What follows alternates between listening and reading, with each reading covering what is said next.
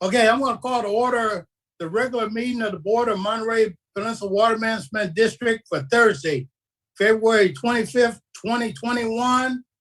And I got 6:01. Roll call, please. Director Paul. Here. Director Riley. Here. Director Anderson. Director Malik. Here. Director Adams. Here. Director Roberson. Director Roberson. Yes, here. Did you catch that? Yes, thank you. Thank Director you. Edwards. Director Edwards. Here.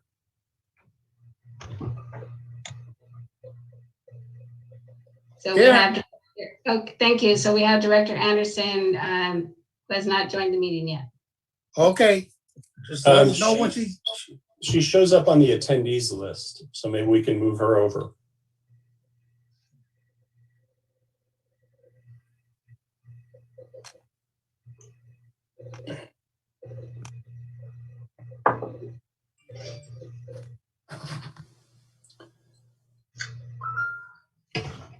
Okay, I can see her face.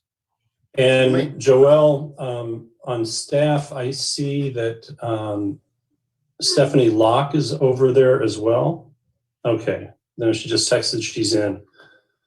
All right, we're good to go. Okay. Let's please stand for the Pledge of Allegiance. I pledge allegiance to the flag of the United States of America and to the republic for which it stands, one nation, under God, indivisible, with liberty and justice for all. Thank you. Okay, any addition and corrections to the agenda? I'm here. Oh, there we go. There was a page missing in the letters received, which I believe Joelle has sent out to everyone at this point. There was some change to the minutes and a change to a previous month's board committee assignments. I don't know if those were made available. Joelle, what was the plan with those 3 items? Can you hear me okay? Yeah. Okay. Sorry, I'm having some computer issues on my side.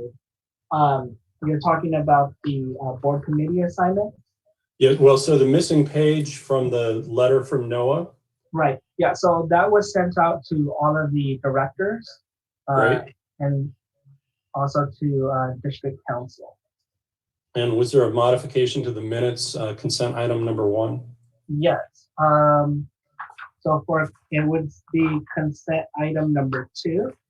So what was corrected on the minutes was the public comment made by Susan S., Luke Connolly, and Anna Thompson. So that's Okay. what was corrected. Okay. And there's no table of committee assignments in this packet, so that correction is just one that will get distributed or has been distributed, but unrelated to the agenda. All right. General Counsel, do we have to make a motion to approve those or wait to consent to do those items? You could have a motion at this time. Okay, do we have first, do we have anyone in the audience that want to additions or corrections to the agenda?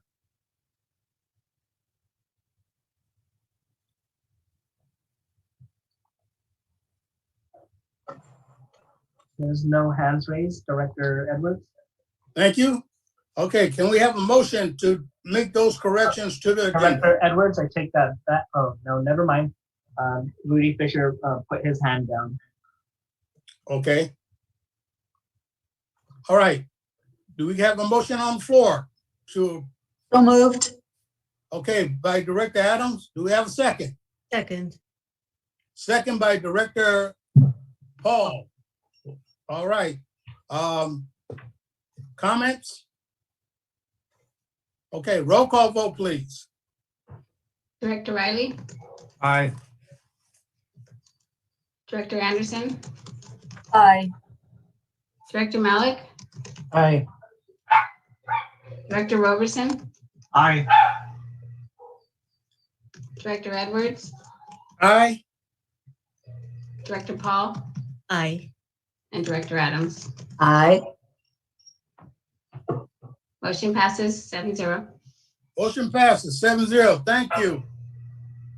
Okay, our next item will be oral communications.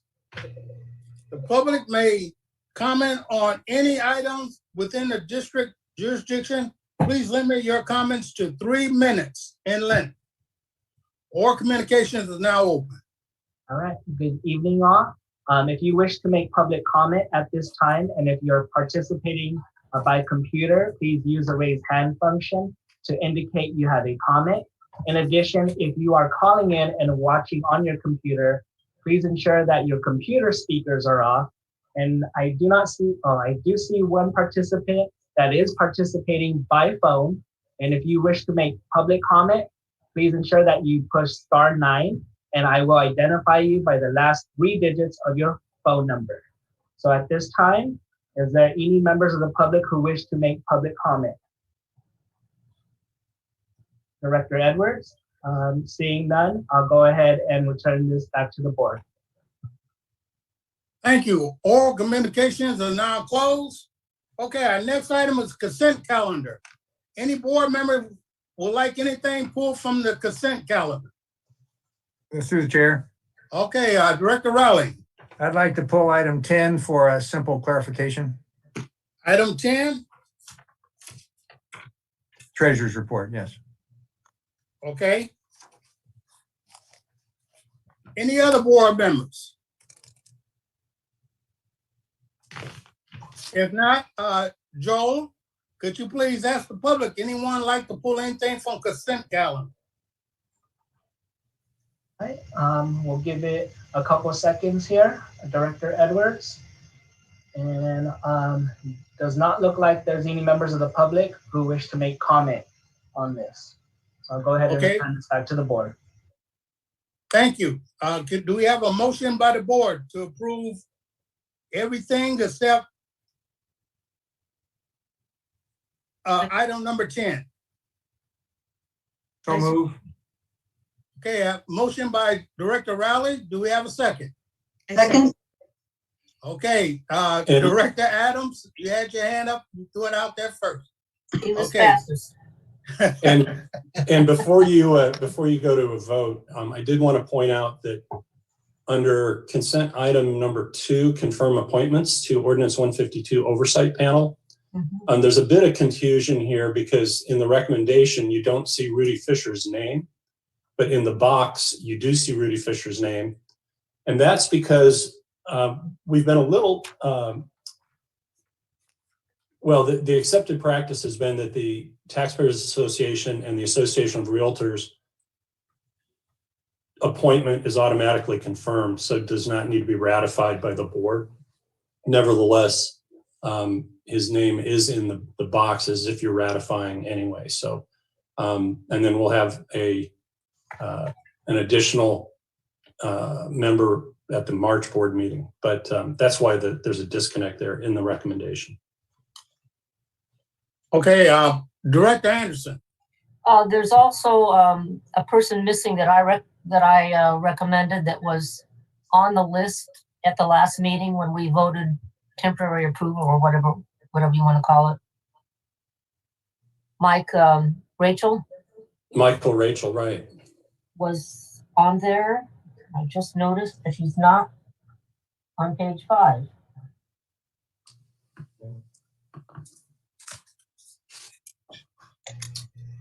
Yeah, let's take a look at, so was that part of the last month board packet? I believe so. So we may have already ratified him. Oh, I believe we did. oh, okay. I thought There it we all go. happened at once. Thank you. No, we're just trying to catch up. Okay. Okay, are we set, General Manager? Yes. Okay, roll call vote. Director Paul, Aye. Director Anderson, Yes. Director Malik, Yes. Director Roberson, Yes. Director Adams, Aye. Director Riley, Aye. Director Edwards. Aye, Motion passes 7-0. motion passes 7-0. All right, Director Riley, what's your questions on item 10, I believe it is? Yeah, thank you, Chair. We get these reports on a standard basis. I've forgotten some of the rationale that addresses this one issue, but in the Treasurer's report are a series of payments to the IRS under our rebate program. And I would just like to clarify, why is it that we are paying IRS taxes, I assume, for these rebates? And just for clarification, I mean, I just want to remember what the reasons are, but I think the full board might learn something here. Yeah, let's, we'll have Suresh weigh in and then I can add to it.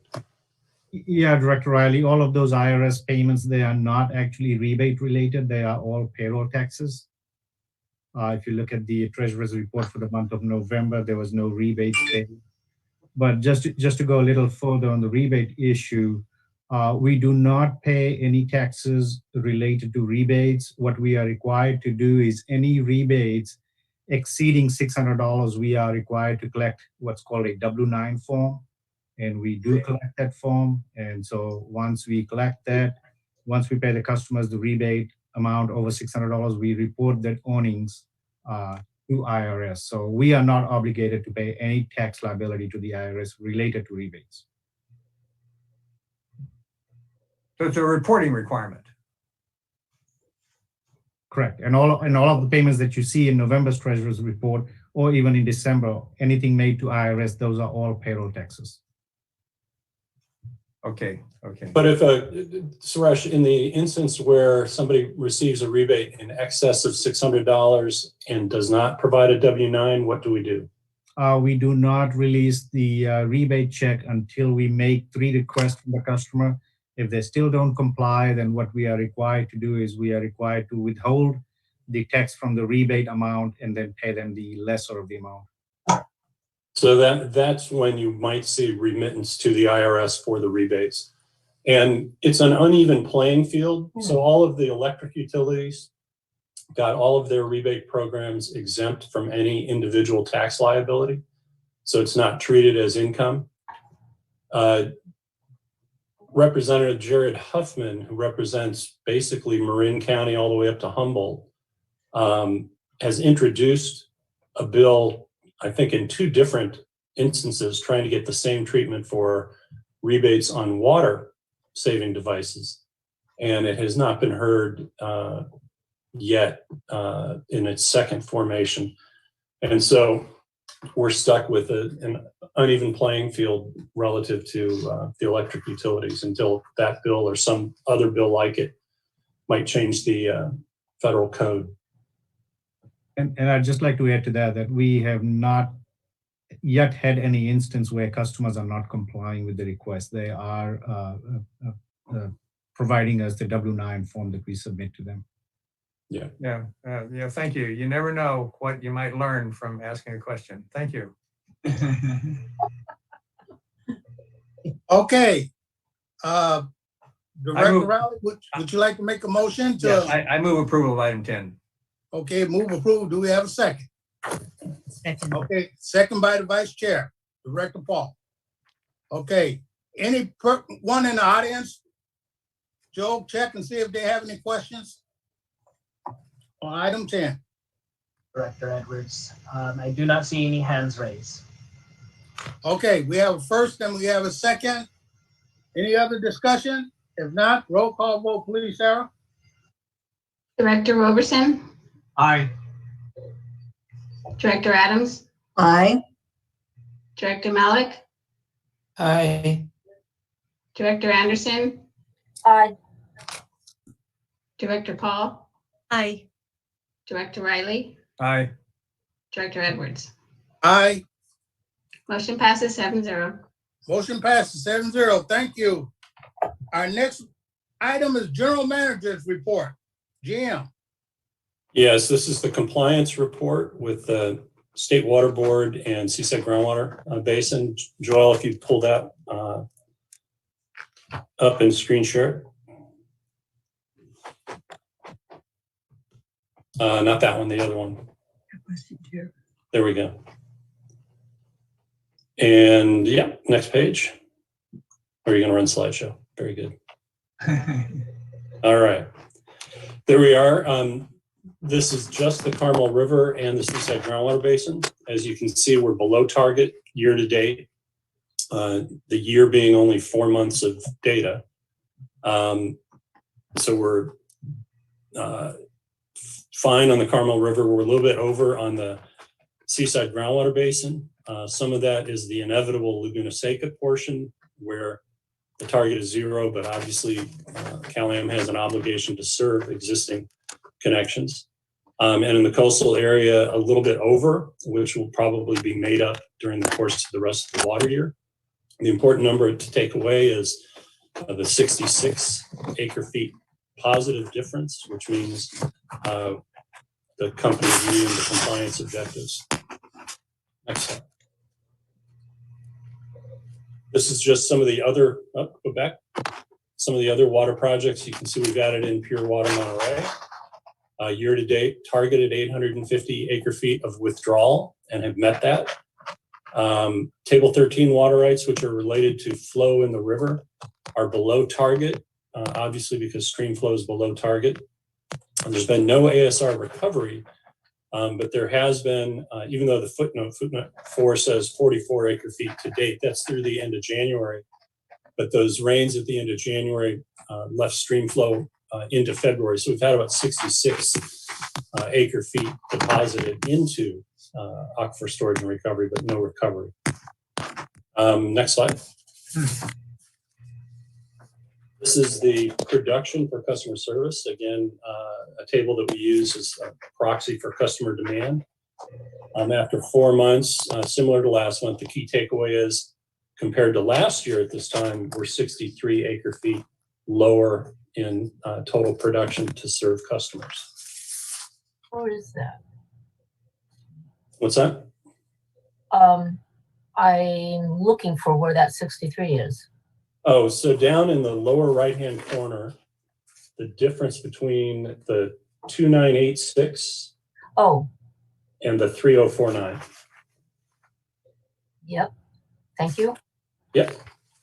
Next slide, Joel. Well, quickly, before you leave that slide, quickly, I thought there was some ASR recovery this winter. I don't believe so, John. You're on, right? I mean, we've got, you know, yeah, go ahead. We diverted 66 acre feet from the Carmel River and injected it into the Seaside Groundwater Basin, and that shows up in a different spot. We typically recover ASR in the summer times, and that is producing water out of the Seaside Basin and serving it to demand. So it would have to be producing it out of the Seaside Basin and serving it to demand to register on this column for this chart. Thank you. Yeah, and Director Riley, it's, you know, water year started October 1, so we've been in the less irrigation intensive and higher temperature months. So that's probably why we might have had some withdrawals in August, September, but anyway, next slide, Joel. This is our rainfall. Surprisingly, go ahead forward, Joel. There we go. Surprisingly, that 1 week in January, the last week of January, almost doubled the long-term average. So we're at just under 8 inches in January, 7.96, 5¼ inches of which occurred on one day, January 27th. So, which goes to show you, we haven't seen anything in February yet, really, to speak of, but you know, March is still out there, April's out there. We had rain in April last year. So we're not packing it in yet, even though you can begin to see a lot of discussion, a lot of buzz about along California being in drought for this year. I would say that we're not there yet, willing to make that declaration. But because the rain happened so intensely, the aquifer recharged, but then stream flow kind of shut off. And so we had to stop injecting at ASR. And so it's really need another 1 or 2 or 3 traditional rainfalls to keep the river flowing to meet the water rights requirements. And then we can get some more injection. But, you know, with 3 months remaining in the winter season, it's not looking super good. And the next slide is the rain gauge of San Clemente. The red axis is on the right. That's total for the year. And that's where you can see we're just under 10 inches total. And then the blue and the axis on the left is daily rainfall. And so you can see in there the real spike at the end of January. And then finally, unimpaired stream flow, next chart. You can see that January, despite the rainfall exceeding the long-term average, the stream flow did not meet the long-term average.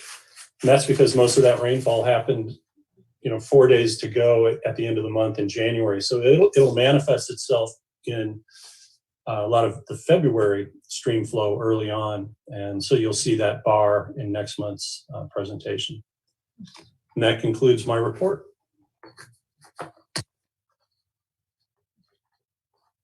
Thank you, General Manager. Any other questions from the board on the General Manager's report? If none, we'll move along to report from District Council. Good evening, Mr. Chair, members of the board, members of the staff, and public. This is a bit unusual for my role here. We're going to provide a bit of a tag team presentation because we've been asked to provide a status update as to CalAM's general rate case. I'm going to frame the matter, and then Fran Farina, who's an associate attorney in my office that most of you know, is going to finish the presentation on the status of the settlement agreements and the briefing in the matter.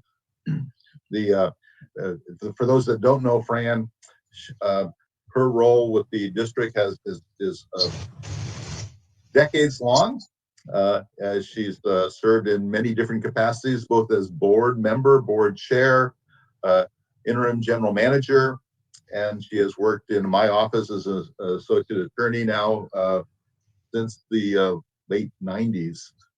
Fran's efforts primarily focus on matters with the Public Utilities Commission and the State Water Resources Control Board.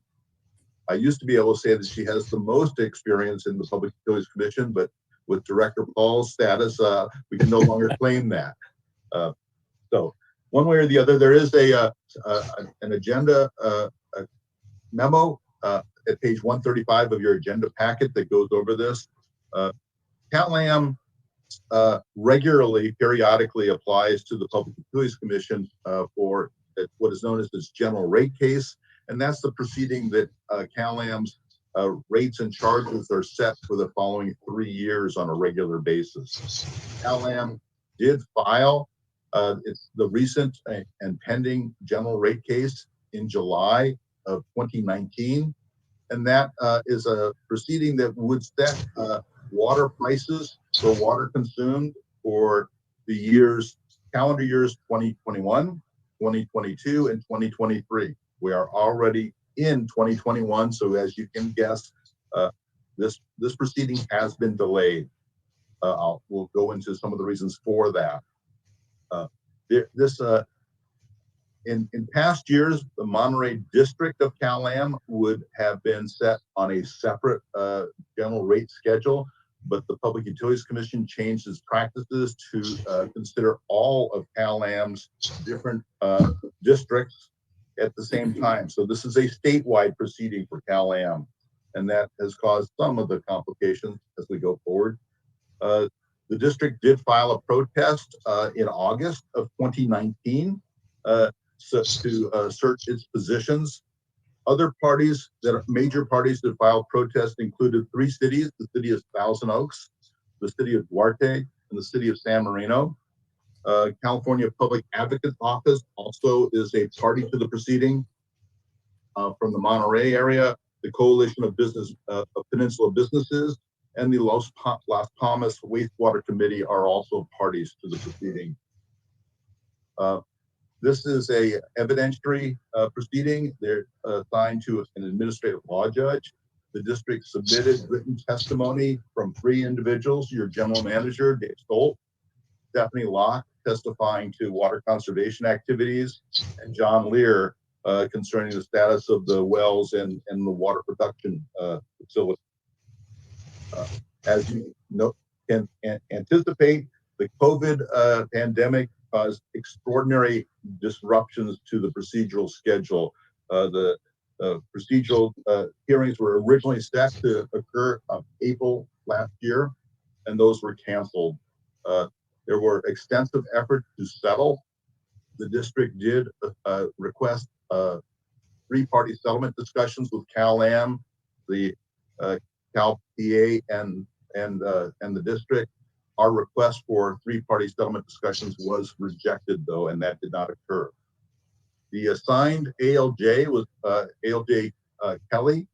He suspended the procedural schedule in July, and then later in August assigned 2 neutral administrative law judges to attempt dispute resolution procedures. It's unfortunate in how that proceeded because the settlement discussions were siloed. Cal-Am had separate discussions with each of the parties, and because settlement discussions are confidential, it was difficult for the district to really understand what the positions were being asserted and how Cal-Am was dealing with that. And trying to reconcile the district's positions with the positions of other parties was searching for a needle in a haystack.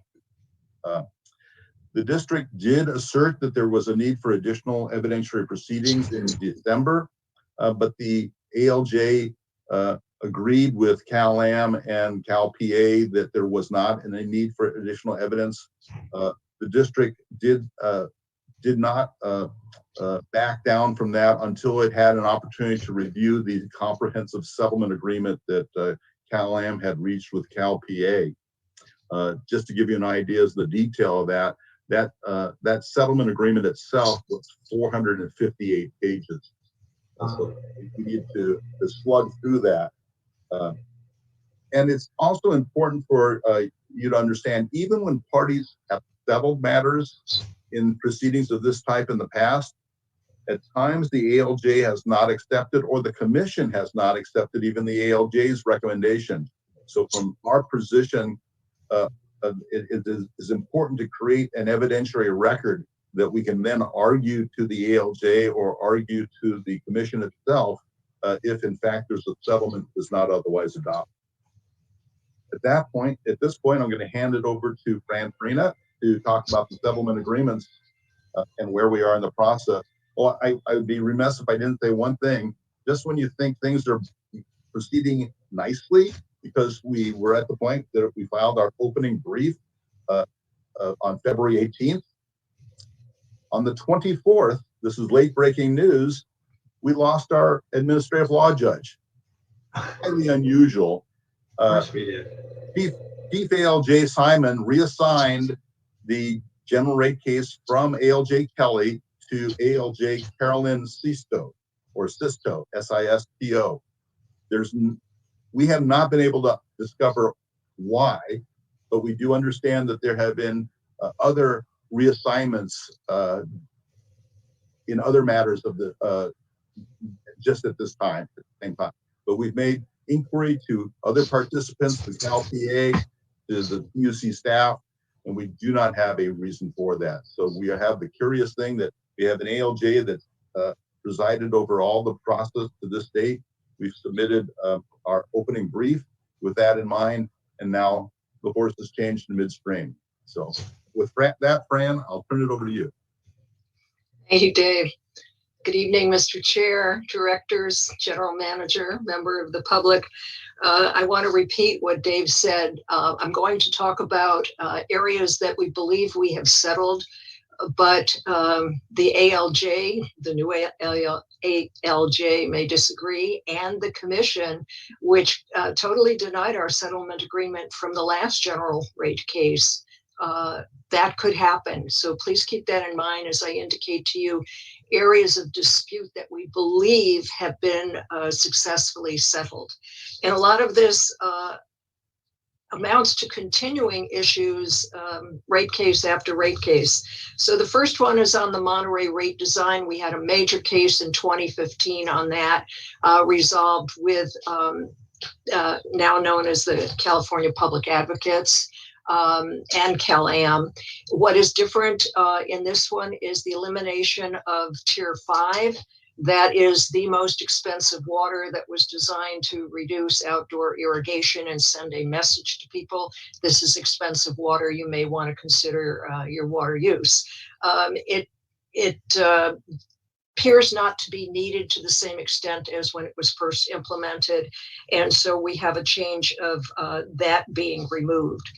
We have the water revenue adjustment mechanism, and you've probably seen the stories that the commission has already acted because of the public outrage over this mechanism that allowed the utilities to recover for water that consumers didn't use.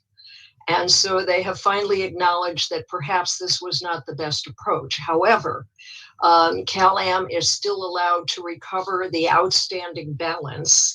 And so we are in the unfortunate position where we had almost $27 million of these types of revenues that had not been collected.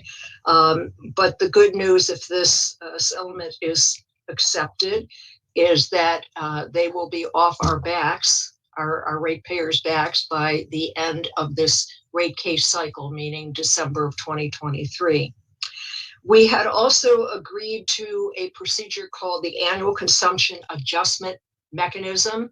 Long name, basically what it means is rather than relying on CalAm's sales forecasts that tried to project out 3 years the amount of water that would be used by residential or non-residential customers in the various tiers and proved to be highly inaccurate, thus our large RAM balances.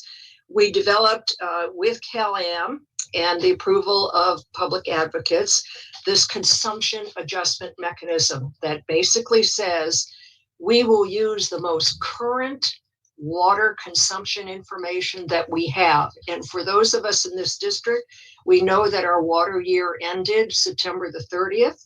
And therefore, in calculating the consumption anticipated for 2021, we are using our most recent consumption by not only category, but also by tier. So residential and non-residential, and by the various tiers that water use has appeared in the prior year.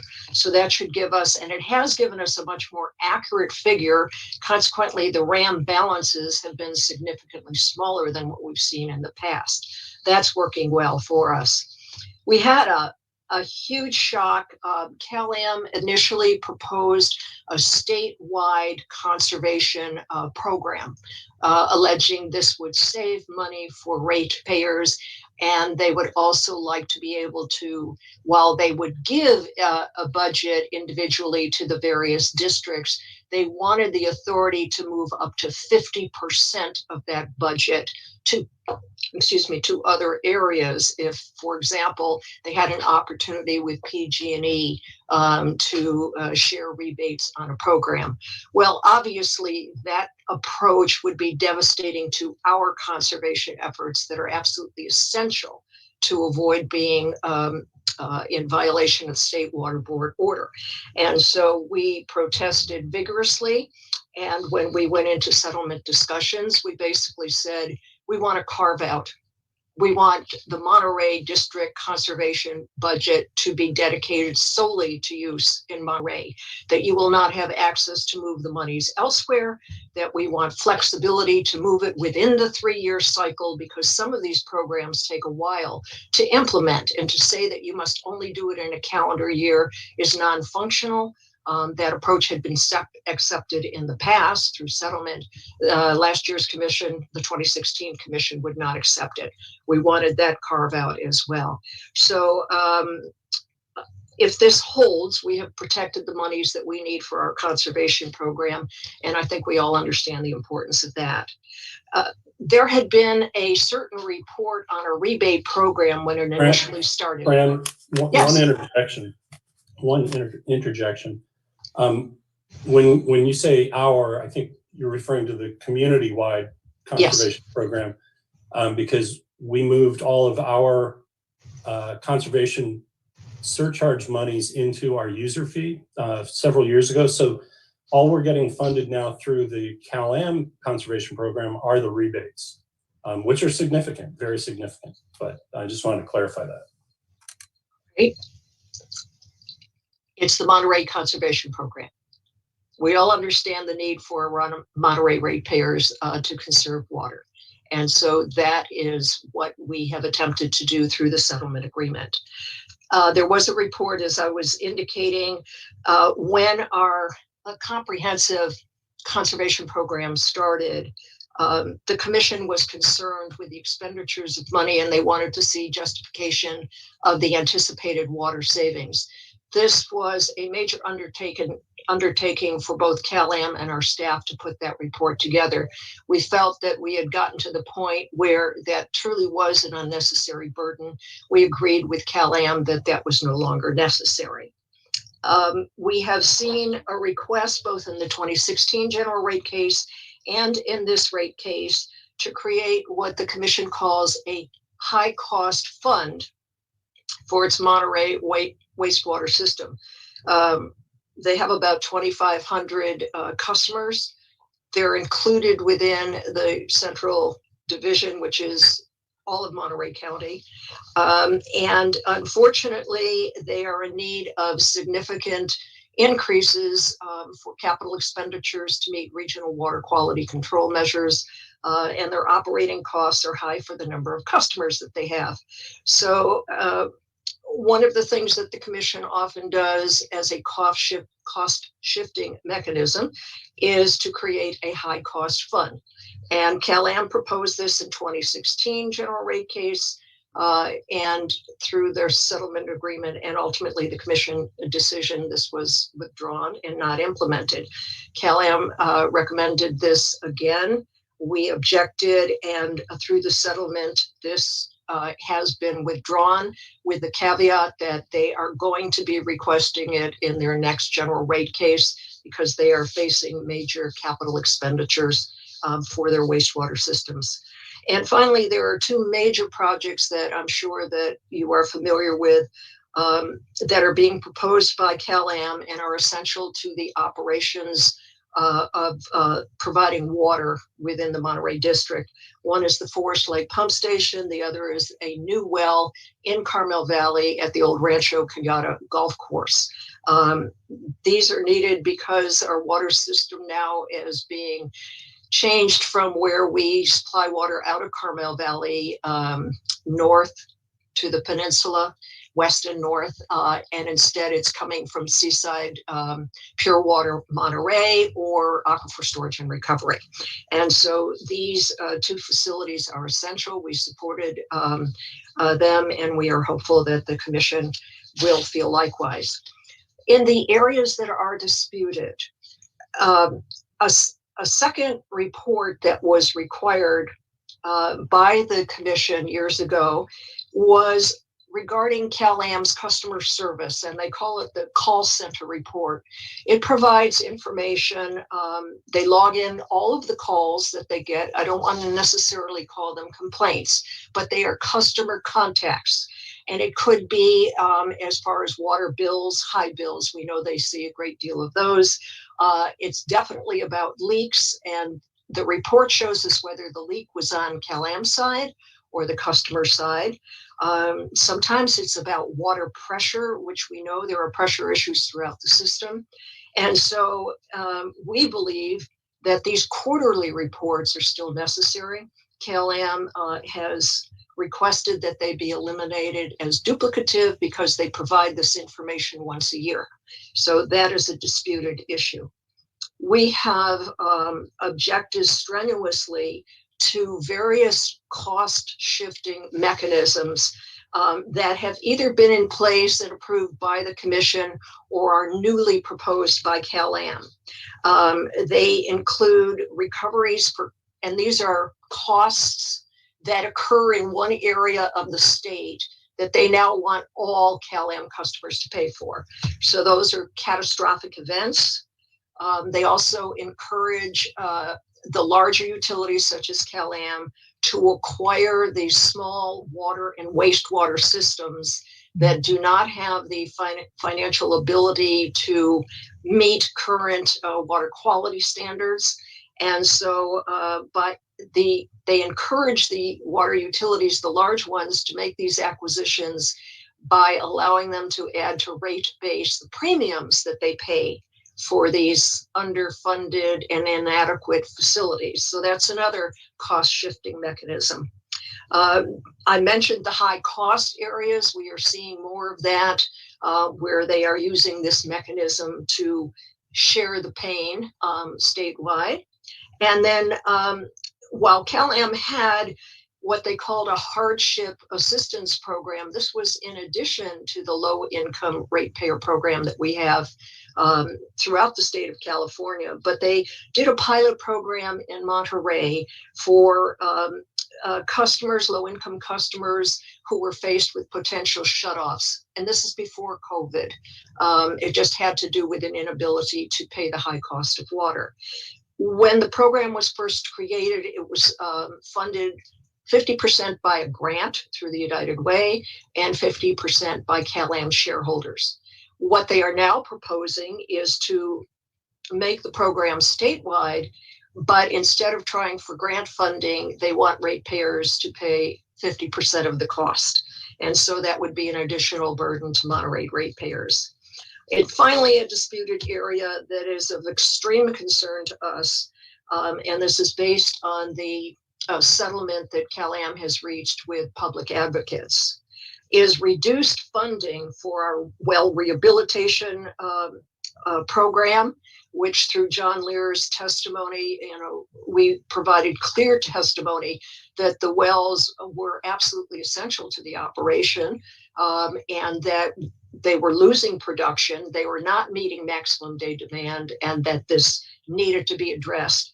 And while we supported KLAM's original recommendation in their settlement with public advocates, they reduced the amount to an even lower number. So that is a problem.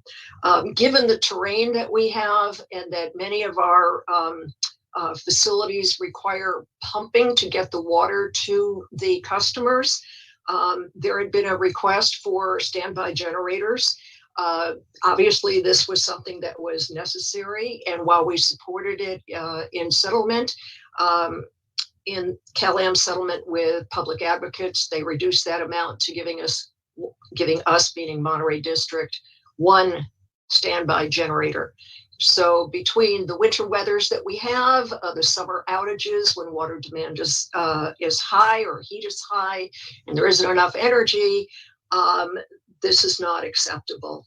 And finally, in something that we're all concerned with, fire protection, looking at the history of the monies that have been spent for fire protection and the cost of making these improvements to get pressure which is below standards that are required by the Commission. The amounts of monies that have been appropriated for this have been too small. Well, not only did they ask for a minimum amount of water, the settlement between KLAM and public advocates reduced it further. And this is something that we really needed to address. The final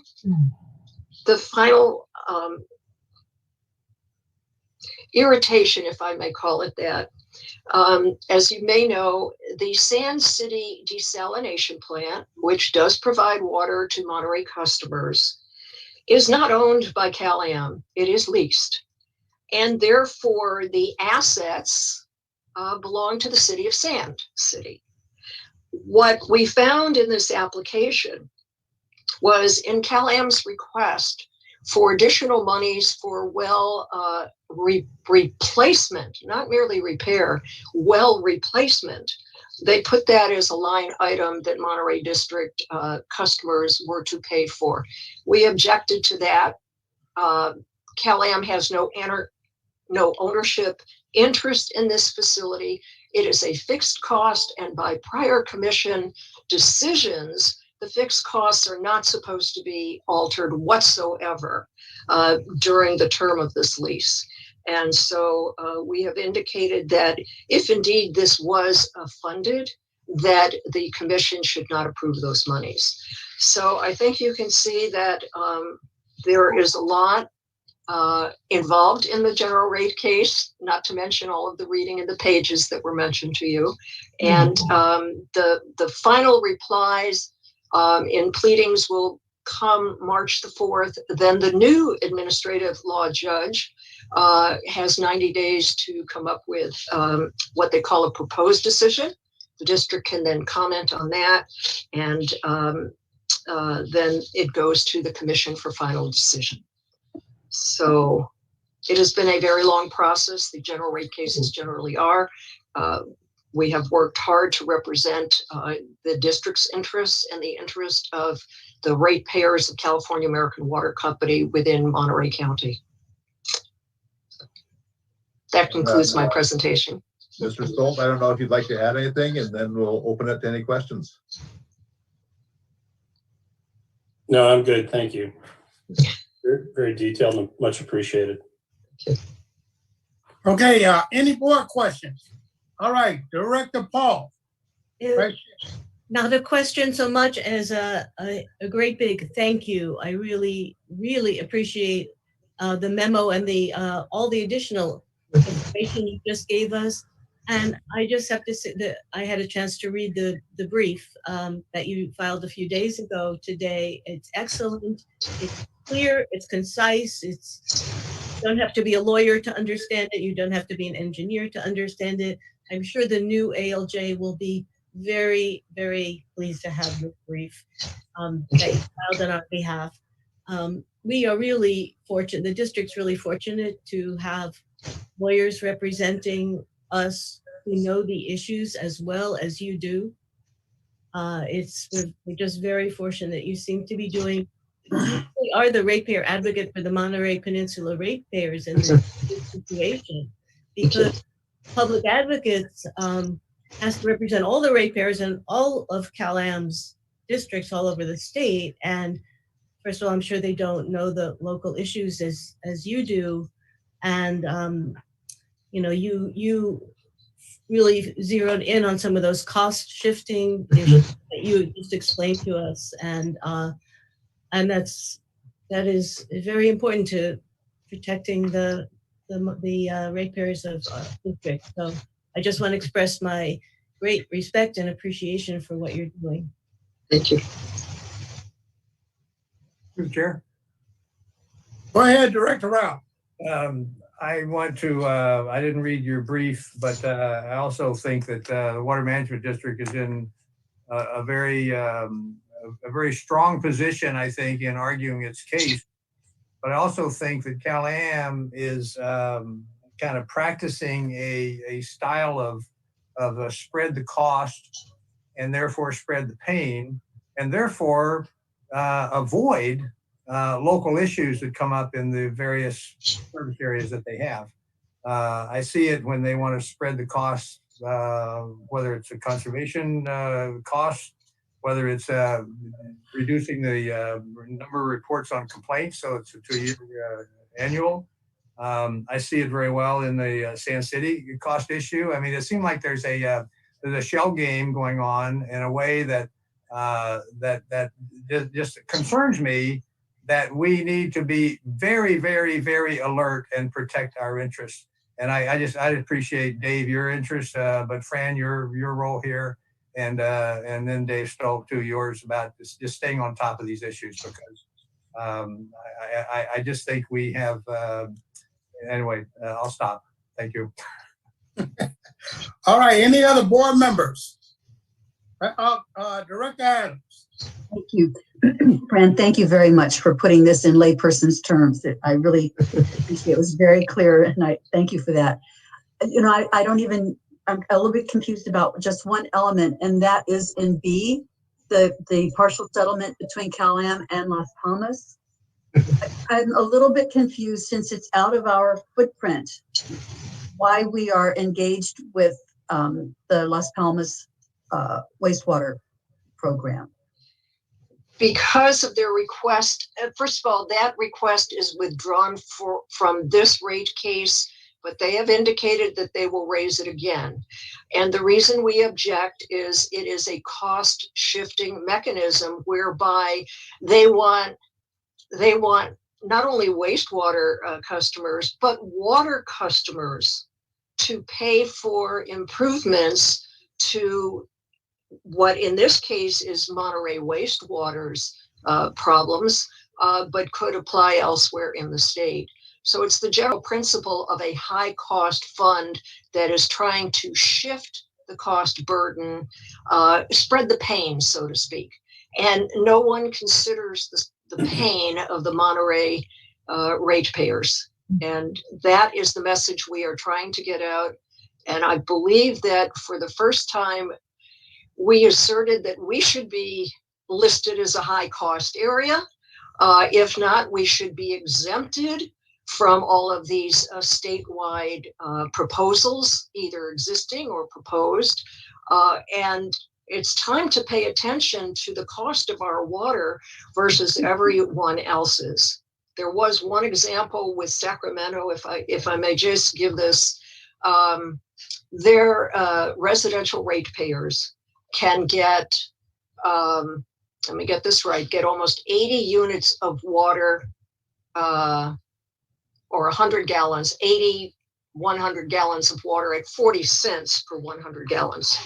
In Monterey, ratepayers here will get just under 30 100 gallons at over $1. So if you like doing percentages, you can see that we, Monterey ratepayers, are carrying a tremendous burden compared to other areas of the state. No one has the imbalances that we have. They're not under state water board cease and desist orders. They're not having $6 million of expenses for state water board activity that Cal-Am spent, wants recovery for in this. And the list goes on and on. So I hope that explains why. I know Monterey wastewater is within District 5, but it's a fairness issue.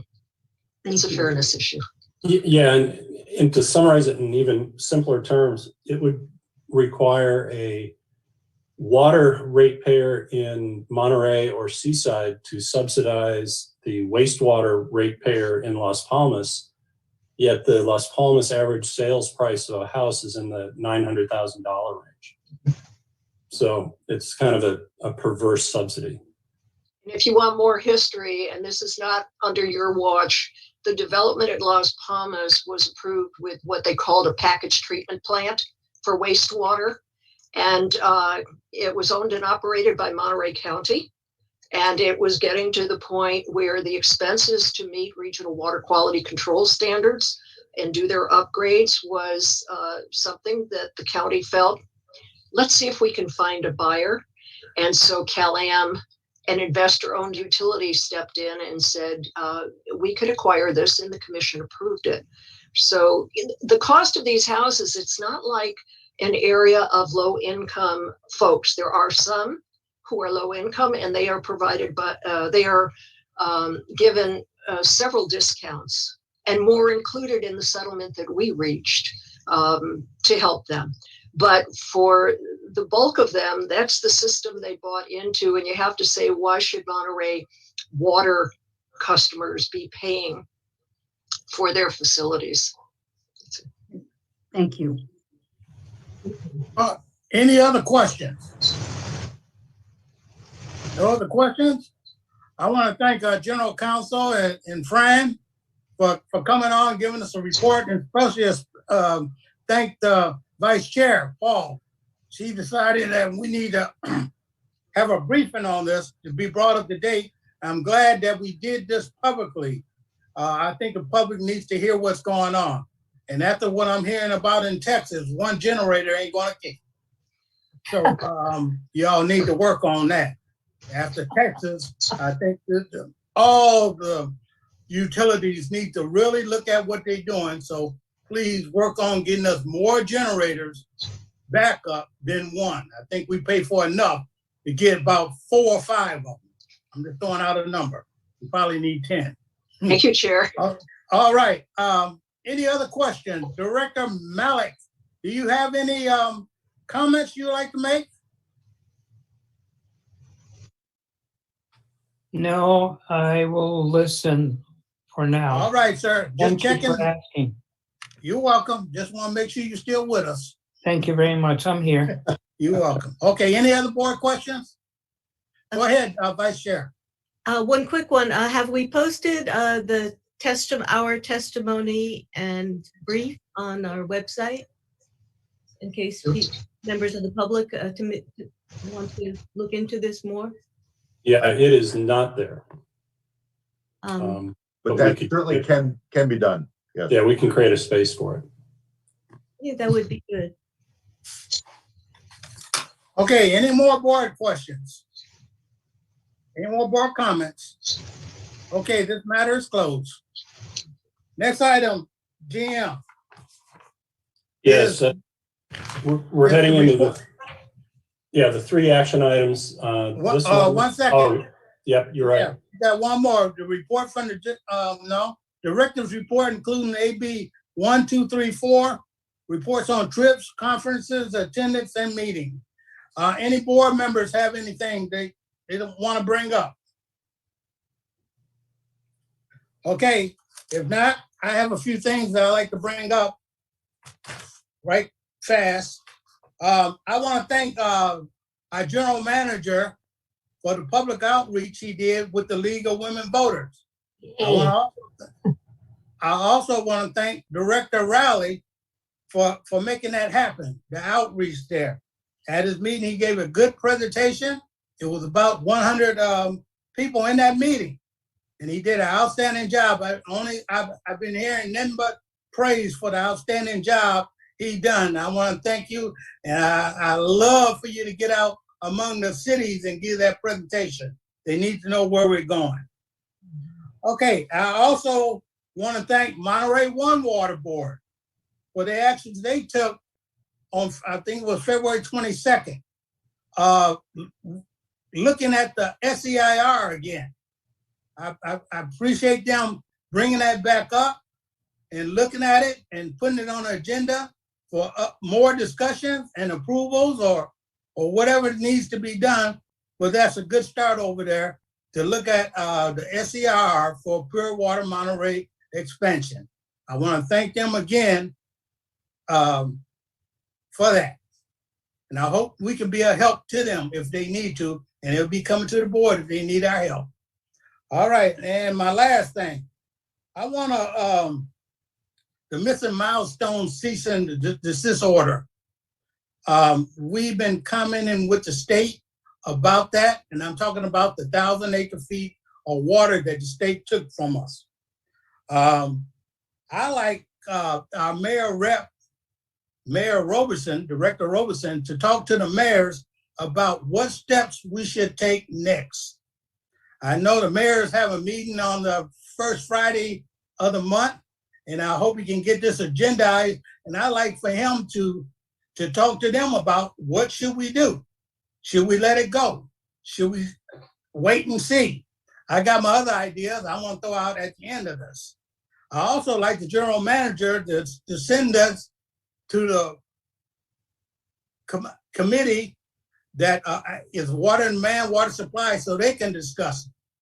And at our next board member meeting in March, and it's a short one because we're back on regular schedule again, I'd like the board to discuss and or take action. My thoughts is we have talked to the state about this matter, and I'm not willing to put it on the back burner and see what they're going to do because they wait too long. I'm asking the board and asking this community to send a letter to the governor. He oversees the state water board. He appoints the directors on the state water board. So I can't get an answer. We can't get an answer. This community can't get an answer on that 1,000 acre feet. So I'm asking us to send all that information to the governor and see if he's willing to give us an answer. So we will discuss that at our March meeting. And please agendize it, General Manager, for discussion or action. And please run through these groups. But we need to do something and we need to act. If this community don't want to act on the 1,000 acre feet, that a private for-profit water company just say, okay, you can take it. I want to hear the community say it. I want to hear this board say it. So, we can stop being it. After I go to the governor, our next legal action, I don't want to take. It's legal action. But I believe in following a chain of command all the way up to the top. And the governor is where the buck should stop. So please agendize that. That's all I have on AB 1234. Any other questions? Any other comments? Just a quick comment if I can. Go ahead, Rick Ralph. My understanding of the CDO is that there are two options that are available at the State Water Board level on missing a milestone. One is the 1,000 acre foot cutback. The other is a penalty on CalAm. So I think, the default position that has been taken has not had a particular argument on the other option. And I just support your reach for trying to get this issue addressed, because I don't think we should just roll over and let it happen. Thank you. Thank you, Director Rowley. I feel the same way. Okay, that matter is closed. General Manager, we'll move to action items, please. Yes, we have 3 action items. The first is a maintenance issue on the fish channel at the Sleepy Hollow Steelhead Rearing Facility. And I think Thomas Christensen is here to talk about it. And I don't know if Bev Cheney is in the wings, but Thomas? Yeah, so I'm going to have Beverly Cheney, who's out at the facility, address this issue.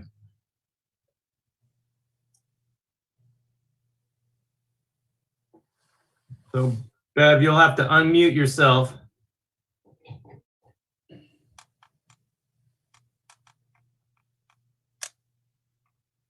And Joelle, if you could bring up her presentation so when she refers to the pictures, that'd be great.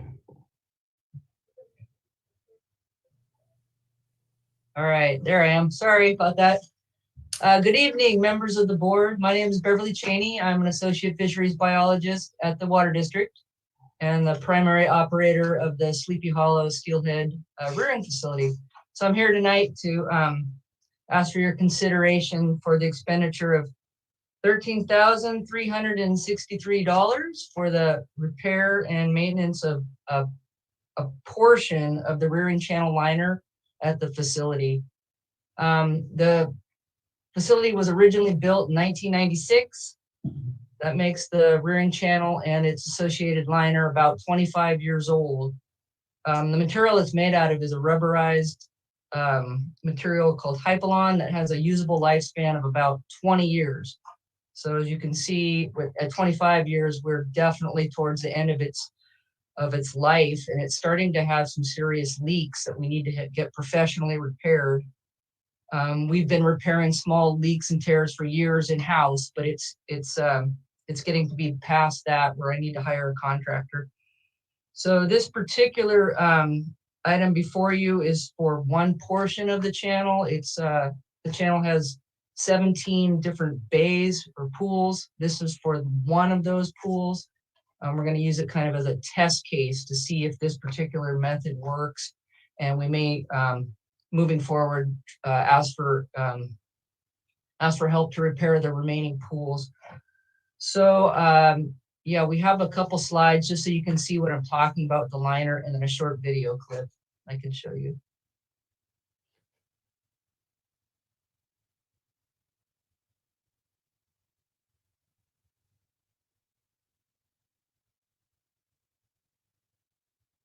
There it is. Okay, so this is the downstream portion of the rearing channel. The major leak is just this side of that of our associate there. I'm not sure who that is, but the liner is wrinkled on the bottom, and the seams are starting to fail. It's just old and in pretty poor shape. So go to the next one.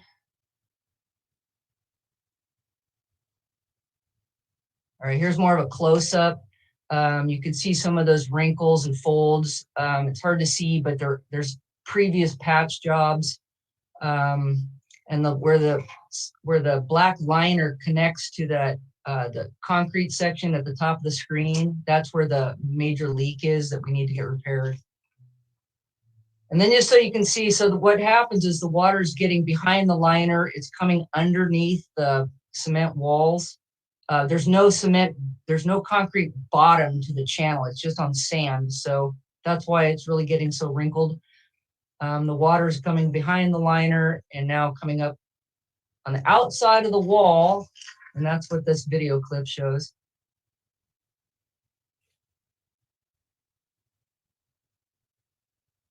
If we can get it.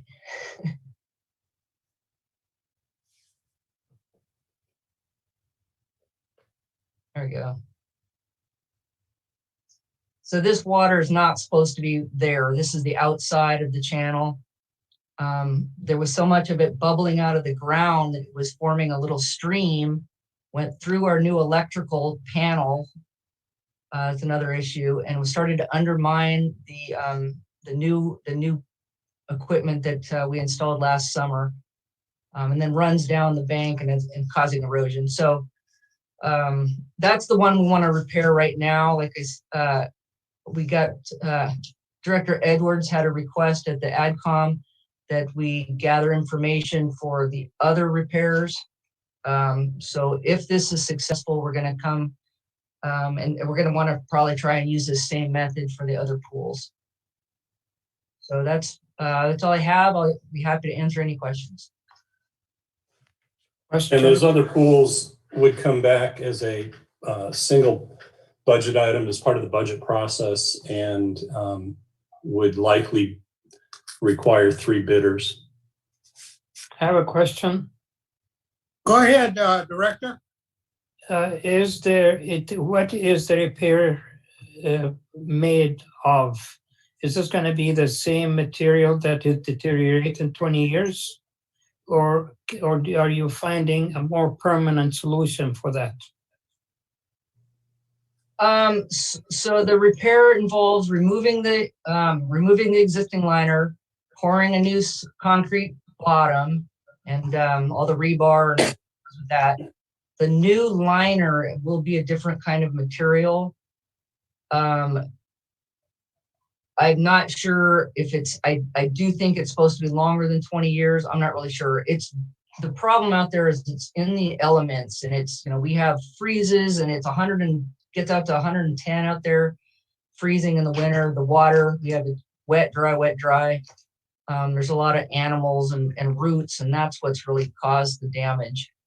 Is there a reason for a liner rather than having a permanent concrete barrier to hold water?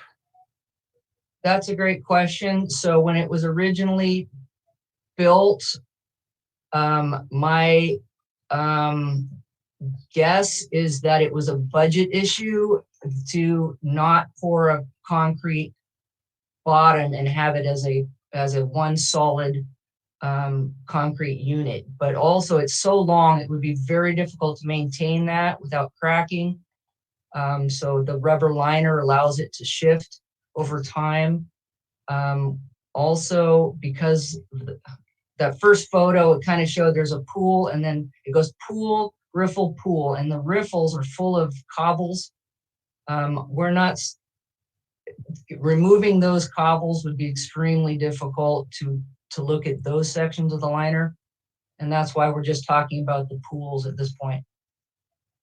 So this this whole thing has been designed by a professional, or how is it done? Is so that it is.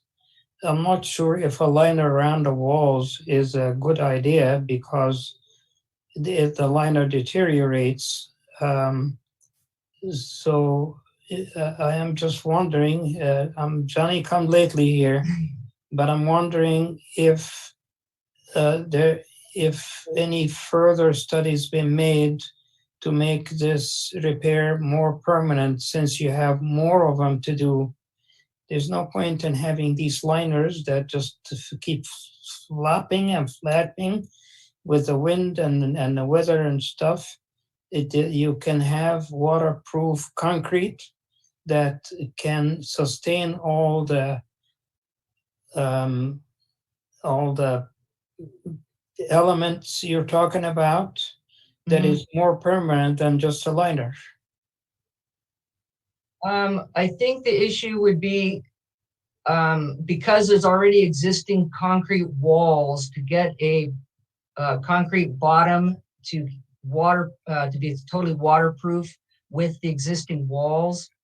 That was going to be difficult, and as I was mentioning, the cobbles in the riffle sections also have the liners, so we need to get some way to waterproof between those sections and the pools.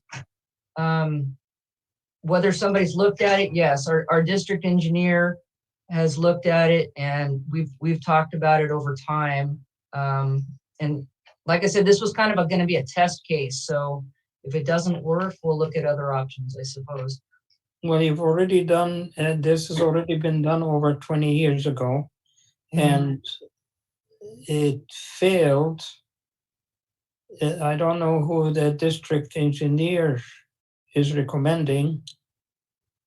Again, as I said, I am not really, I'm just sharing my professional opinion as an architect and as a contractor.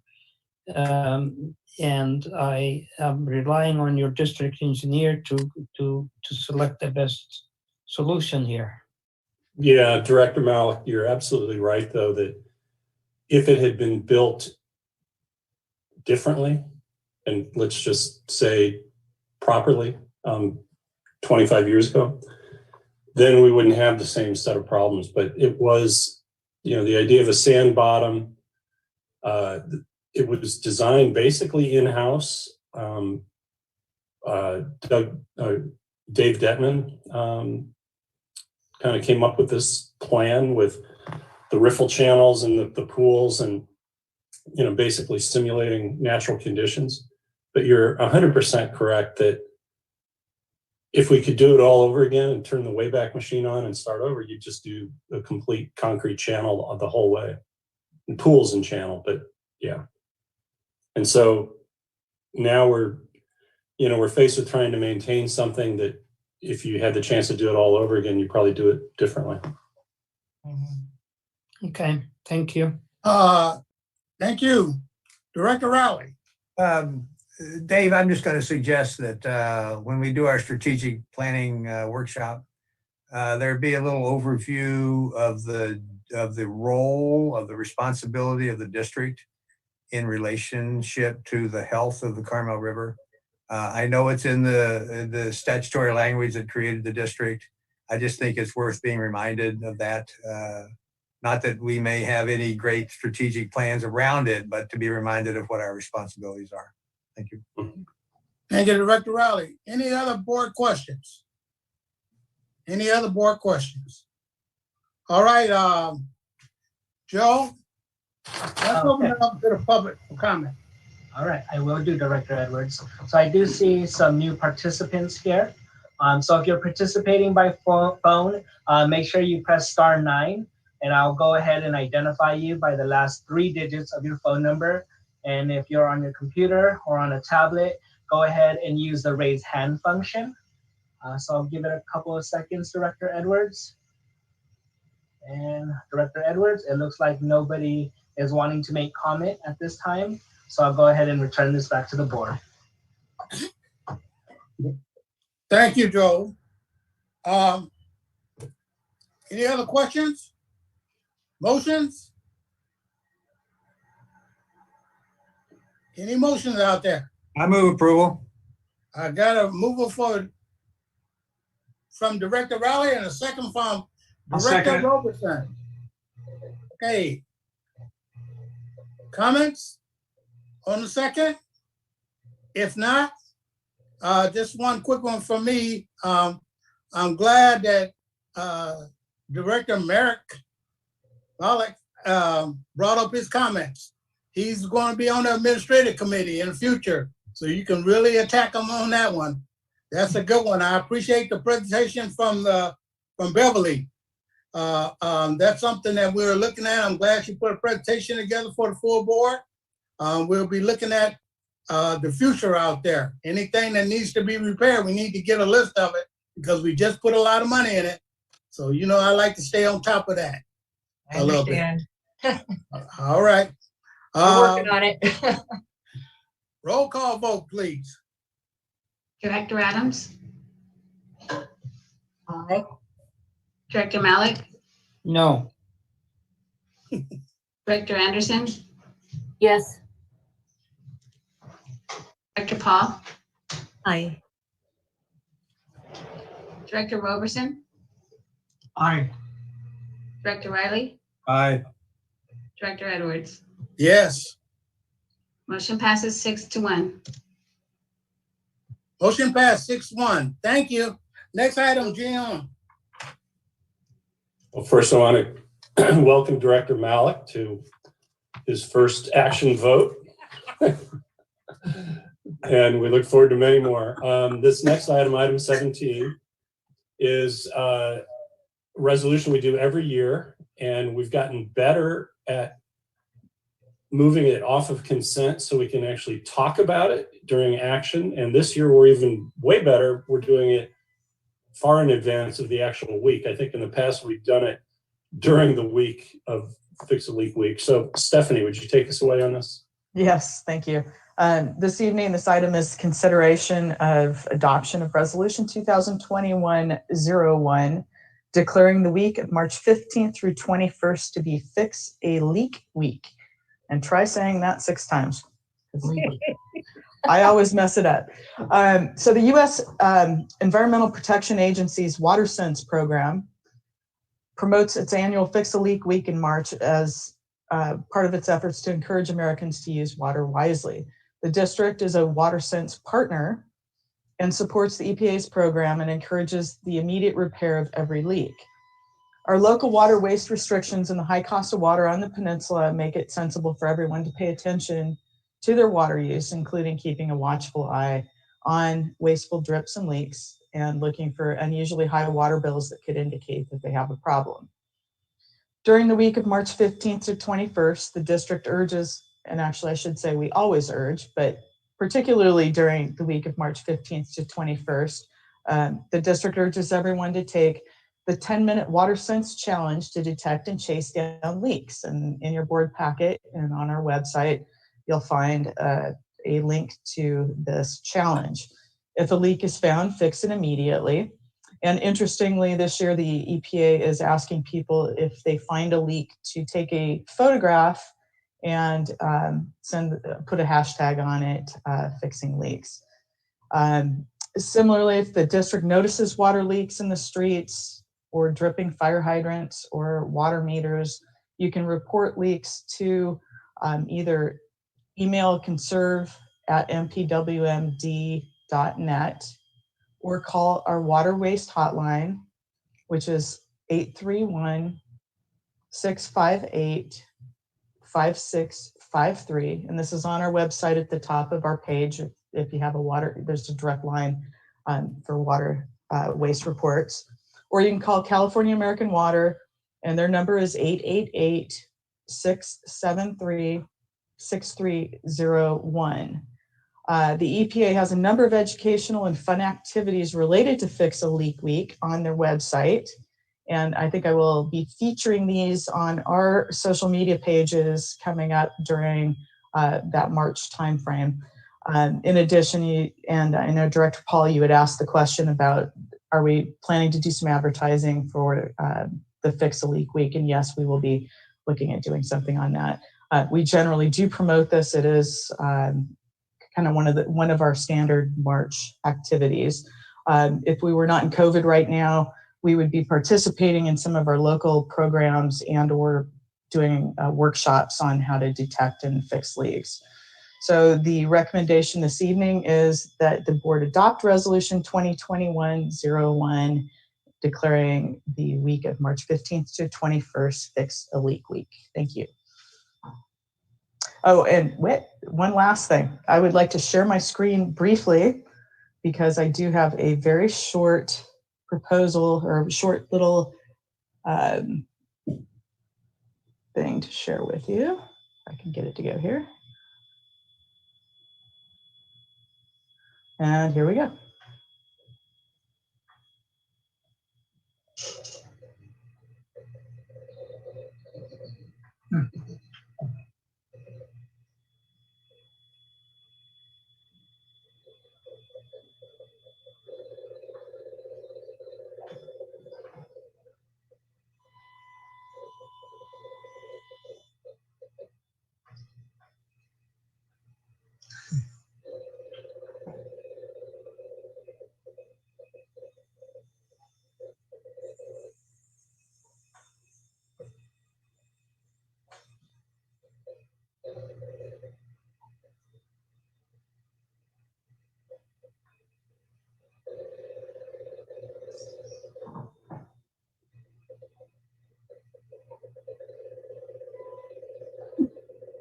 Interesting audio that goes with this.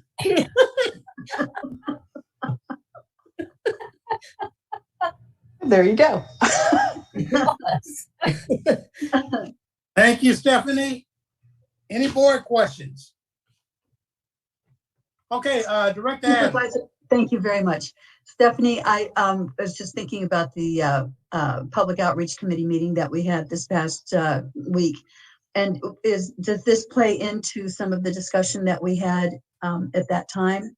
It did, and I probably should have focused a little bit more on this. I think we were more looking at March being our strategic planning, but we generally make this part of our outreach effort for March. So we will be doing that, and so you will be seeing some things on our website as well as probably advertising. Great, thank you very much. Thank you. Any other questions on the board? Okay, Joel, let's open it up to the public and see if they have any comments on this item. Thank you, Director Edwards. So if you're making or wanting to make public comment, just go ahead and use the raise hand feature. If you're on your phone, push *9. Director Edwards, there's no members of the public who wish to make public comment at this time. I'll go ahead and return this to the board. Thank you. If no public comment is closed, board members, make a motion. Second. I'll make a motion to approve the resolution. Okay, from Director Roberson. And a second, I think I seen Director Anderson hand flying around. All right. Second. Okay, any other comments from the board? Roll call vote, please, Sarah. Director Paul? Aye. Director Riley? Aye. Director Adams? Aye. Director Malik? Aye, great program. Director Anderson? Yes. Director Roberson? Yes. And Director Edwards? Yes. Motion passes 7-0. Motion passes 7-0. Thank you. Thank you. Next item, General Manager. Thank you. Yes, the next item is also an action item, and this relates to an update to the 2020 supply and demand forecast. It was adopted in May of last year. The reason for this is you may recall, and it's in the adopted supply and demand for Monterey Peninsula is included as item 18C, exhibit 18C. We did some scenarios based on, well, let's simplify. Typically, water forecasting is how much do we use today? How much are we going to need in the future, and how fast are we going to get there? And I think that how much we use today, there's been some subject of dispute over that, but I think we've come to agreement based on data we've seen in the general rate case, as well as our own forecasting, that the recent 5-year average exclusive of the 2020 COVID year is a reasonable starting point or snapshot of how much do we use today. And actually last year was a decline, and we're already seeing a decline again this year, but we're ignoring those. How much are we going to need? We developed a scenario where we said, well, let's look at the historical growth rate pre-CDO, or gross it up by 3 times, or add in some immediate development, some bounce back as soon as the CDO is lifted. And we looked at those, and there was some lack of satisfaction over using a historical growth rate. So we looked around and we said, well, let's find a third-party forecast, which we did, which was the Ambag growth forecast. And it was developed in 2018, and its endpoint was 2040. So we used 2020 numbers through 2040, divided by 20 years, and said, here's an average growth rate based on the Ambag forecast. Well, we adopted this in May of 2020, and then in November of last year, the Ambag began work on their 2022 regional growth forecast. So, and that's included as Exhibit 18B. So, we were curious to see if the growth forecast that they're heading towards, they're actually going to adopt, I believe, in June of this year, but it was released in November of last year. And I think that the staff note misstates that it'll be adopted in June of 2022, but it'll be June of 2021. So we took a look at it, and it's a relatively simple process. We're relying on their models, which have been carefully constructed and tested, their methodologies.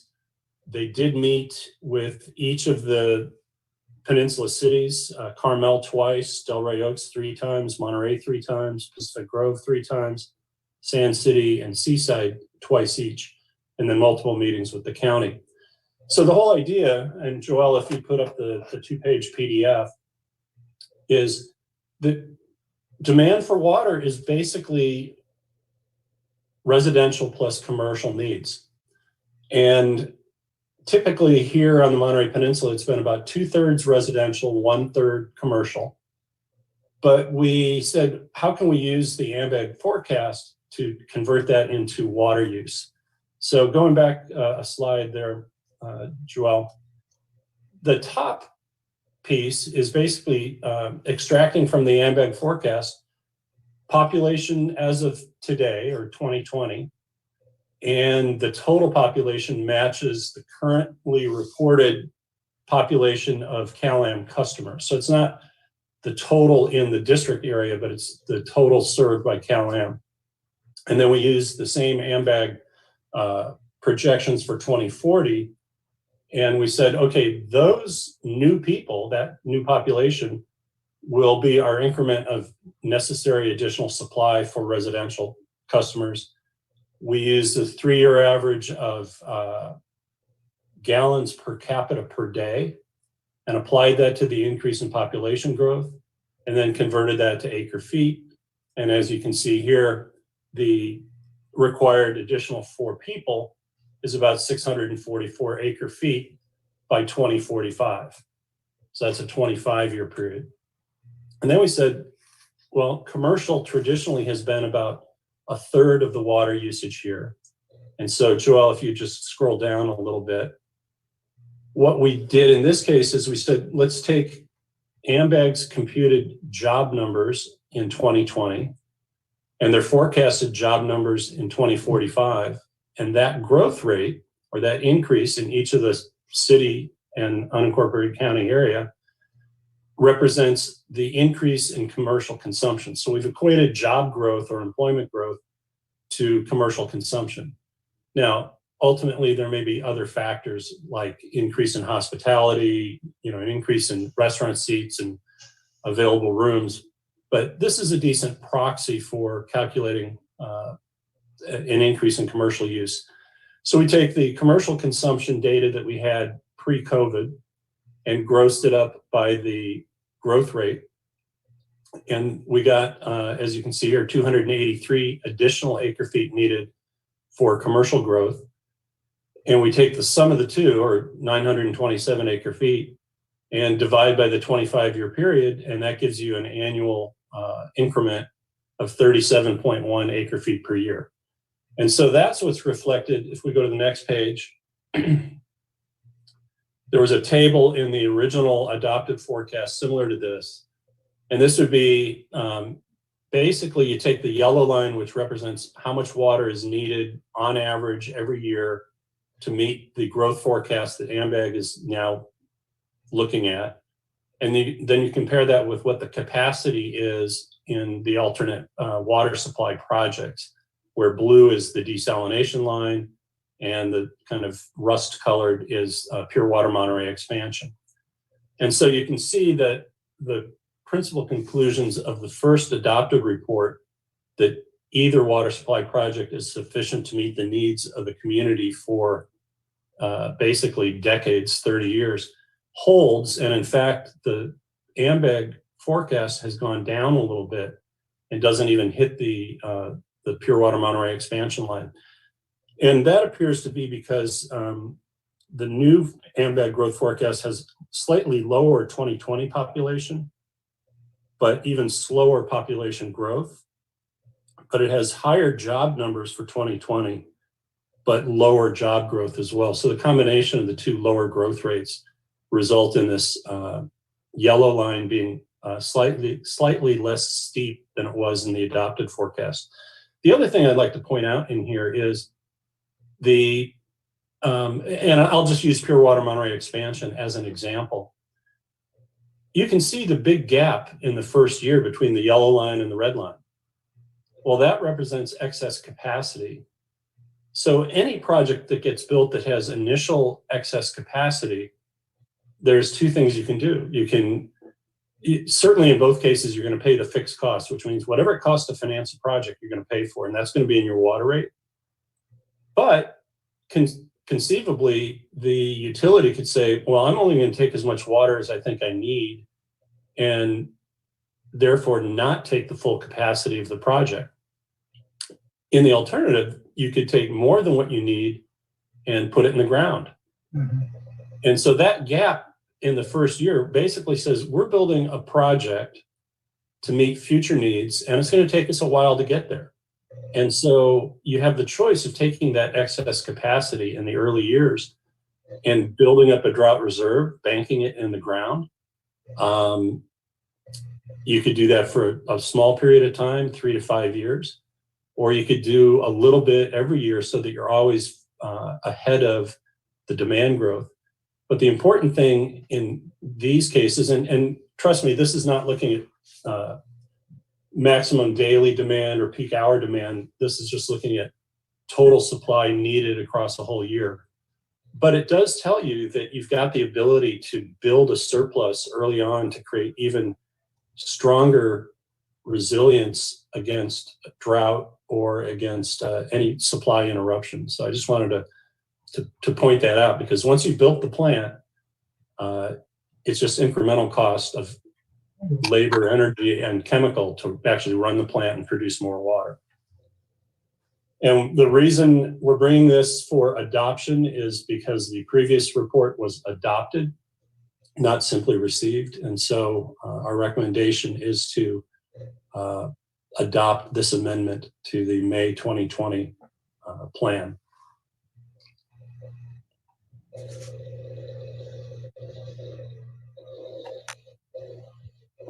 Any board questions? Okay, I see Director Riley had his hand up. Go ahead, sir. Yeah, the GM, it looks like, I'm trying to compare two pages here in your report. One is your report, the one is the Ambag report. It looks like the yellow line, which is in both reports, as of year 2050, looks like they're almost identical. And if that, and so if I'm reading that chart right, and I first of all, I want you to say, am I reading it right? Because it looks like it's within like 100 acre feet, it seems to me. Yeah. Yeah, what you'll notice is in Exhibit 18C on the 16th page, the yellow line crosses the Pure Water Monterey expansion line, basically right at 2049. So that'd be the 30th year out.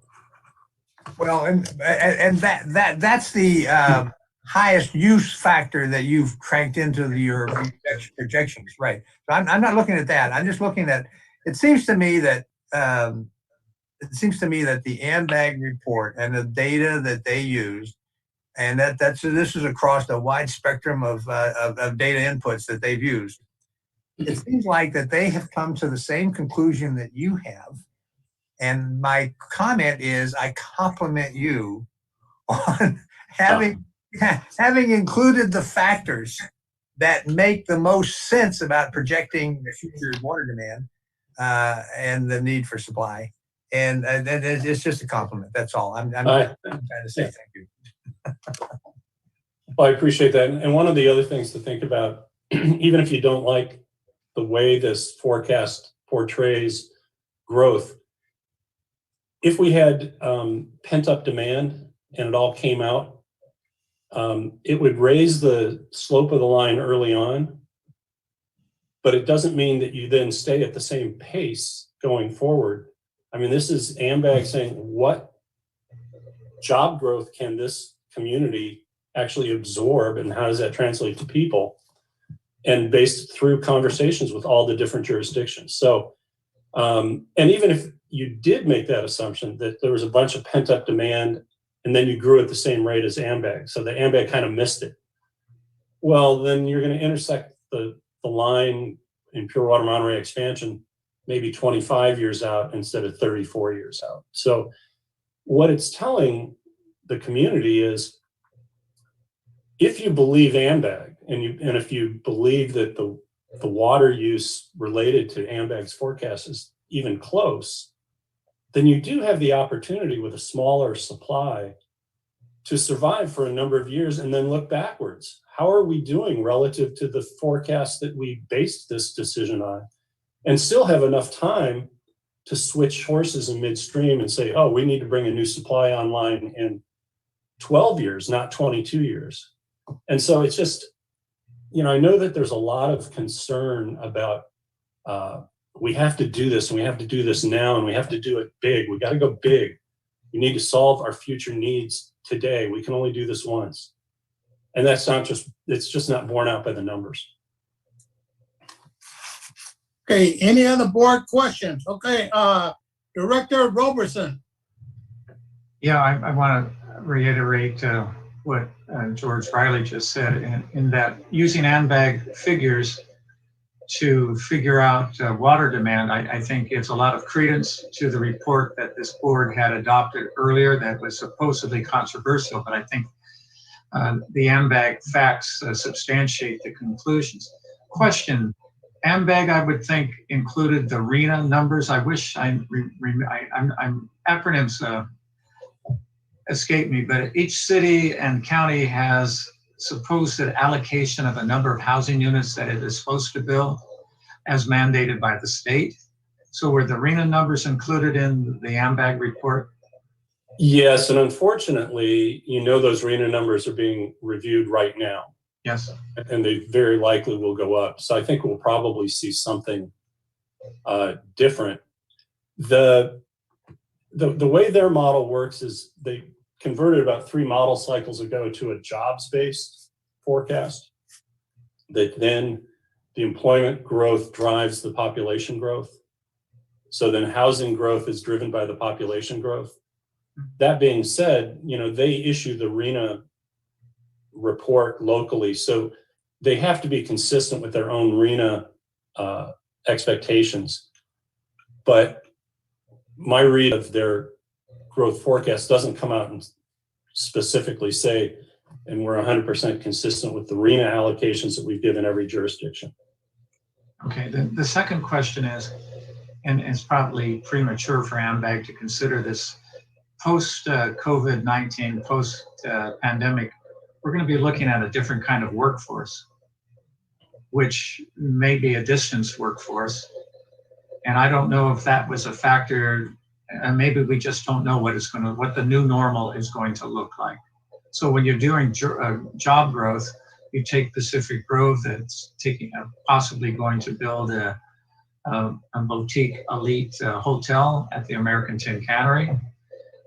But other than that, I'm looking at some of our cities, Monterey specifically, where we really are pretty much built out. And so the question is, how do you figure what the job growth is going to be? Yeah, and I would say also population growth, because if their models that have been so thoroughly tested have shifted to using job growth to estimate population growth, and now we've got a bunch of telecommuters who are doing their job, but they're actually resident more often at home. Yet we still have an increasing, visitor and visitor serving hospitality industry. These numbers could very likely be off. But when you stress test them by saying, okay, population growth didn't anticipate more working from home, so let's increase this number by 10%. All that flight where people are leaving the large urban cores. And let's say they're underestimating commercial water use because it's not just going to be job related, it's going to be hospitality related or whatever else we come up with. You add little increments of what if we're wrong to this, and it doesn't move the needle very much. And I guess that's the important takeaway. That's a good answer. Thank you.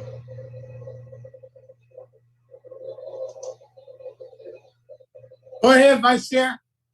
Ambag basically reviews this forecast and does it over again every 4 years, right?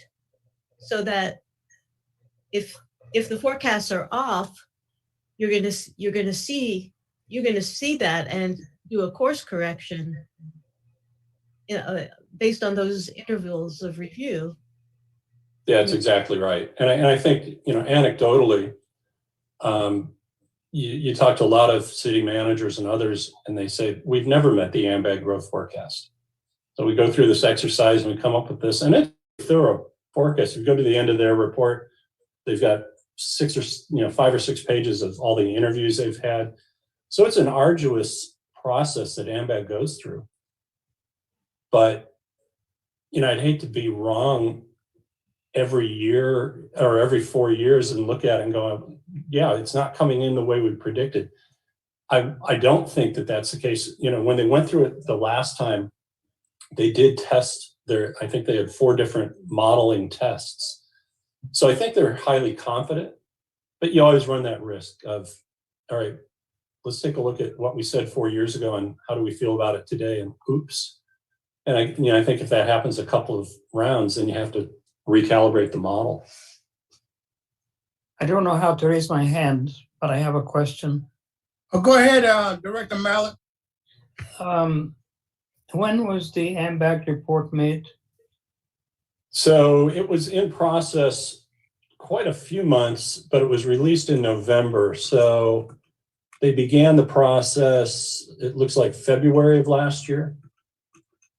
And so then, there are a number of factors that have major implication on lifestyle. I can see all of you working from home. I can see but a fair amount of migration from the Bay Area with high-tech people and others looking to live in the Monterey Peninsula because they're tired of the hassle and the crowd in the Bay Area. And if everybody's working from home, they figure they can move to a more peaceful area like ours, thank God. And so I don't know if that report correlates with what is going on in real time now with all these considerations. And as we live in our homes and work in our homes, the water supply increases. And I don't know if any consideration is being made to that. yeah, it's a very similar question to what Mayor Roberson brought up. And I agree with you. I think that, the fact that, and it turns out they started with their interviews with the cities in September of 2019. And so obviously COVID kicked in, in March of 20, and they completed their interviews in November of 20. So I'm sure the thought also crossed their mind, but you're absolutely right in that we may be seeing an inflection point of a change in the way people commute and where they work and where they live. And so I think that's why it's incumbent upon us to, keep watching this stuff. But as I stated earlier, I think when you start to layer in a higher growth rate in population, let's say, even with a higher growth rate in commercial use, it moves the intersection of the demand with the supply line only, a few years, 4 or 5 years. So what you're doing is you would absolutely be pulling in the need for new supply, let's say from 35 years out to maybe 26 years out or something like that. But I don't think that we're substantially off, that it moves it from we need to build everything that we're going to need for the next 50 years and we need to build it tomorrow. I guess that's the point, but your point's well taken, and it's a good point. I mean, that's a predictive model can't predict an inflection point due to, a catastrophic change in the way we do things. Okay, I see a few hands out there. Director Adams, you had your hand up next. Director Right. Paul, you can go after her, and Director Anderson, you can go after her. All right. Two things. Dave, do we know what the difference is between the 2018 numbers and the 2022 numbers? Yeah, we did a little looking at that, and the hard part is, when they did the 2018, I think the starting point was 2015, and so we're pulling 2020 numbers out of their 2015 to 2040 forecast horizon. Now they're kind of starting at 2020 and going to 2045. So we're comparing 2020 numbers as our starting point changed. And what we determined was that the jobs in 2020 are starting higher. So they kind of reshuffled the jobs and said, well, what we predicted in the previous model for 2020 was too low. So here's a new update. So it's higher starting point. Mm-hmm. But then the increase in job growth was lower. So the ending point came down. And then on population, they actually reduced the 2020 population from what was predicted in the previous model. And the growth rate was slightly slower as well. So they lowered the starting point, lowered the growth in population, raised the starting point on jobs, but lowered the rate of growth. And so it's a little challenging to figure out exactly what the difference is, but that, that's kind of the starting point. Okay. And then finally, just don't anybody forget that those RENA numbers refer to houses that are affordable, essentially. Right.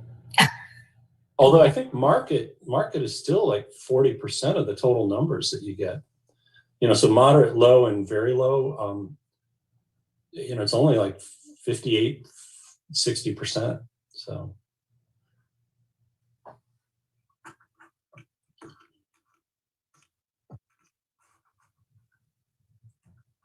So to the point about housing and the possible shift towards more people working at home, I noticed that from the Ambag forecasts for Monterey County as a whole, they're forecasting a greater increase in housing than would be indicated if you just followed employment and population. So they're forecasting a population growth for that 25-year period of 14%, increase in employment of 17%, and increase of housing in the county by 19%. So I don't know, what went into those, they're obviously counting either the affordable housing that needs to be built that is planned, or they're taking into account the trend towards more people working at home, people who could be living in Monterey County and working elsewhere. But I just wanted to call out that those that increase, the higher increase for housing. Yeah, it's a great point. And also, they have a two-step process. One is they do it at the broad level, and then they break it down into the jurisdictional level. And so they could be right at the broad level, but then the allocation to the sub-regions, to the various jurisdictions, could be off a little bit. Most of their growth seems to be happening in South County and in the valley rather than out on the peninsula. But not everything is in sync with each other, as you point out. If the housing's 19 and population's less than that.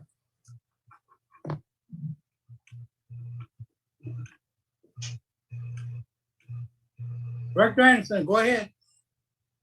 So in their predictions, you were able to sort out just the focus on the peninsula. Is that right? Right, because they go from, they have what's called a sub-regional growth forecast. Okay. So they take the county as a whole and then they break it into the jurisdictions. So the only piece of it that we had to make certain assumptions on is the unincorporated county within the CalAm service territory. So the 6 cities are pretty much verbatim from the numbers. So what we did as a little shortcut is we took the roughly 92,000 population that CalAm reports that it serves from the main system, and Ryan Ranch, Bishop, and Hidden Hills, and we took that as fixed, even though it may have gone up somewhat in the last few years, because that's a number that was reported in the last urban water management plan.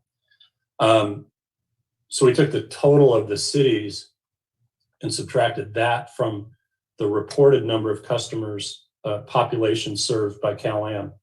And so that then became the number of representing basically Carmel Valley and Pebble Beach and a little bit of the Highway 61 corridor, the unincorporated area. And we know that, like the county general plan, I believe has only, 105 units going in at Rancho Cañada villages and a limited number in the valley.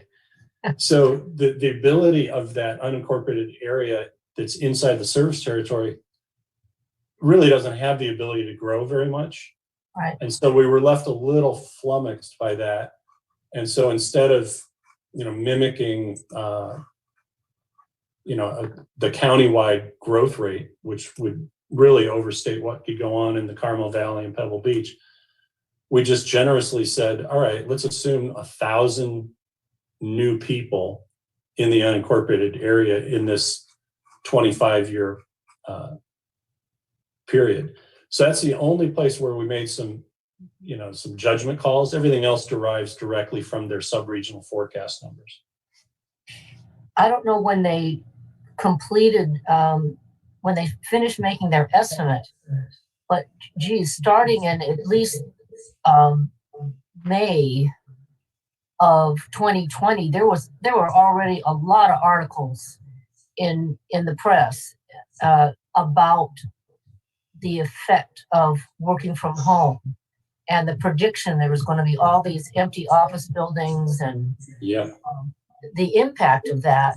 So you'd think that would have been taken into account. But you can't, I suppose you can't tell when they stopped interviewing people or talking to people, but it's not like it was a stretch to understand that was going to really change things.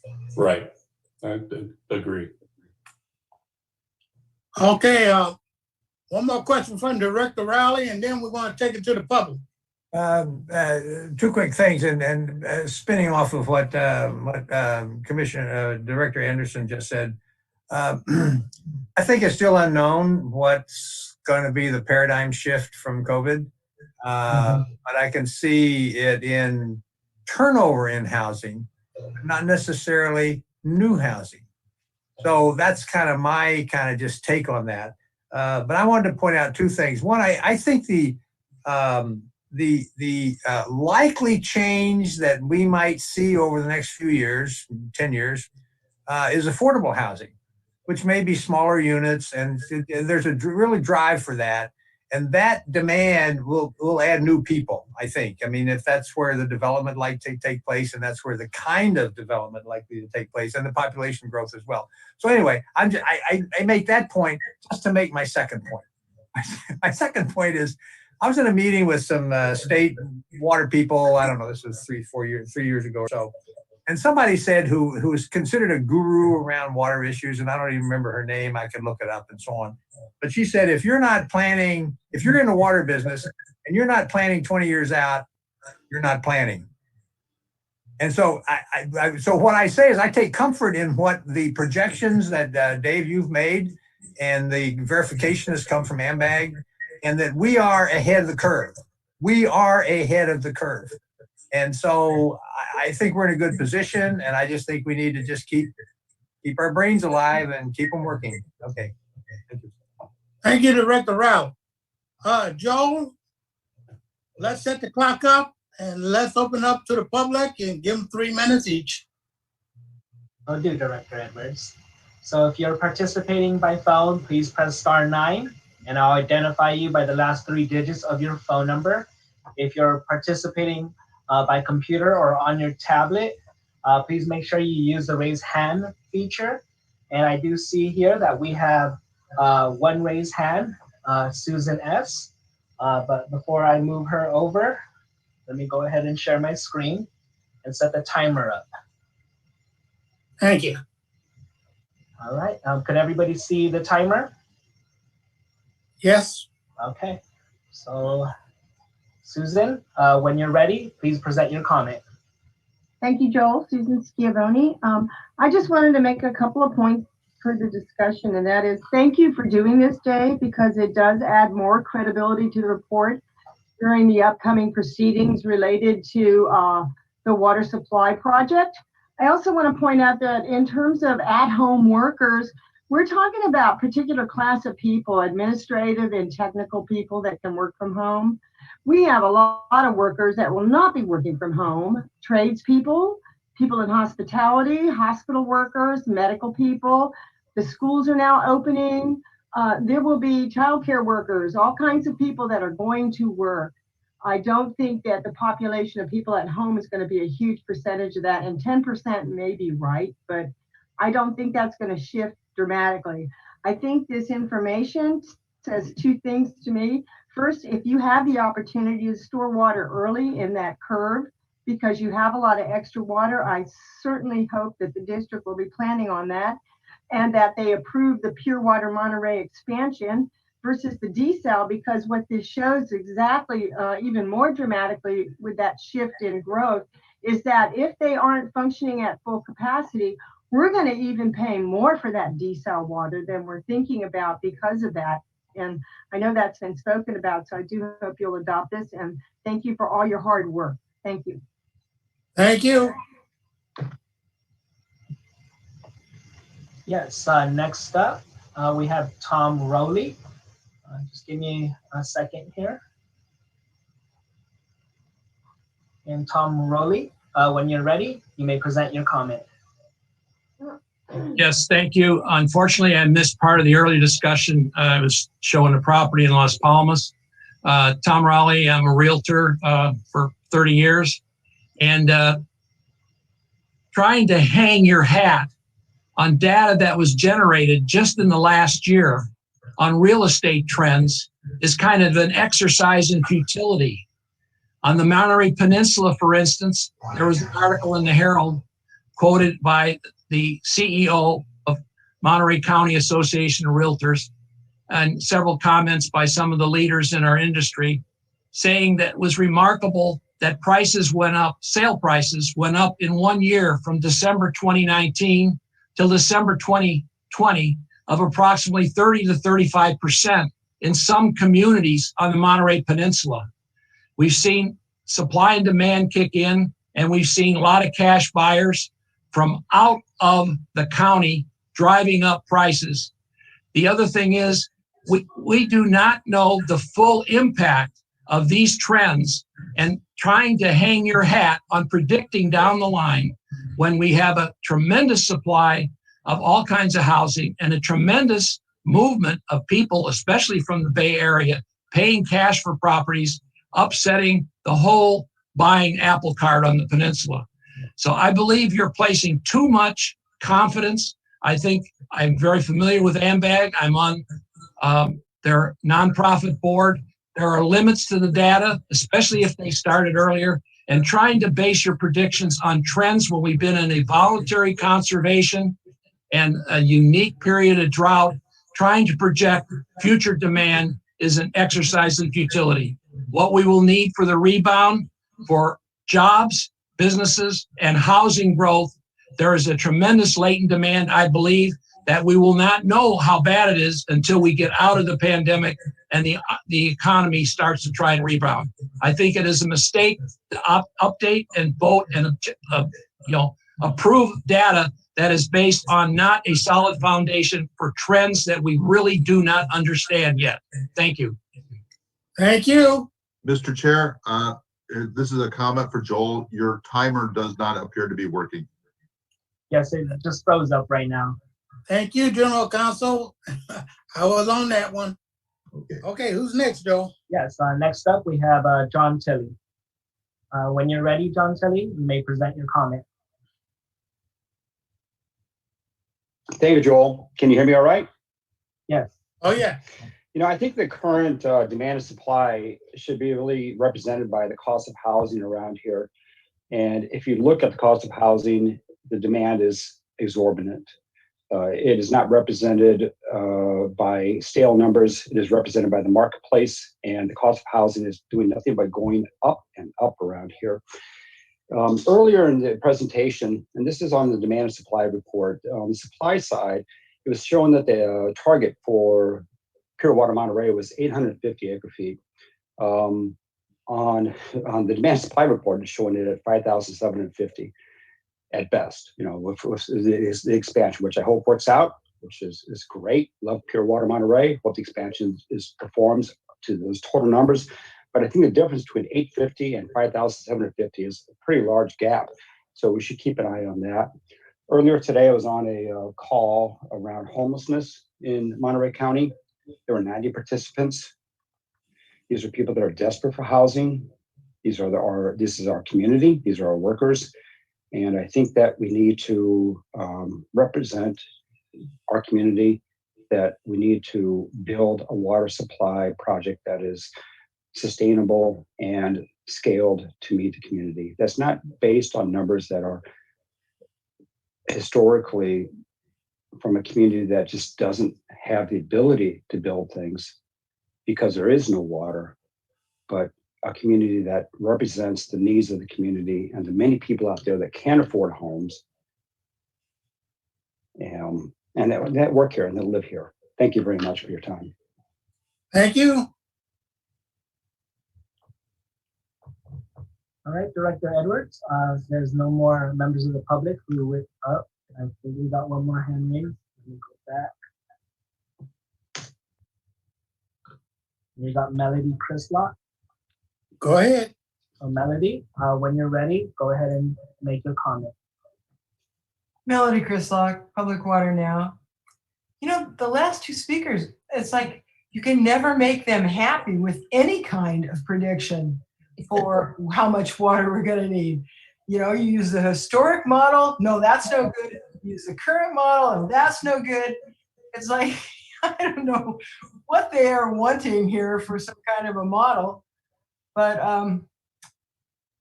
my real concern here was a comment I heard Ian Crooks make the other night at Monterey 1, where he seemed to either not understand the Seaside Basin situation. The timer just vanished. Does anybody else see it? Yeah, keep talking. I'm watching it.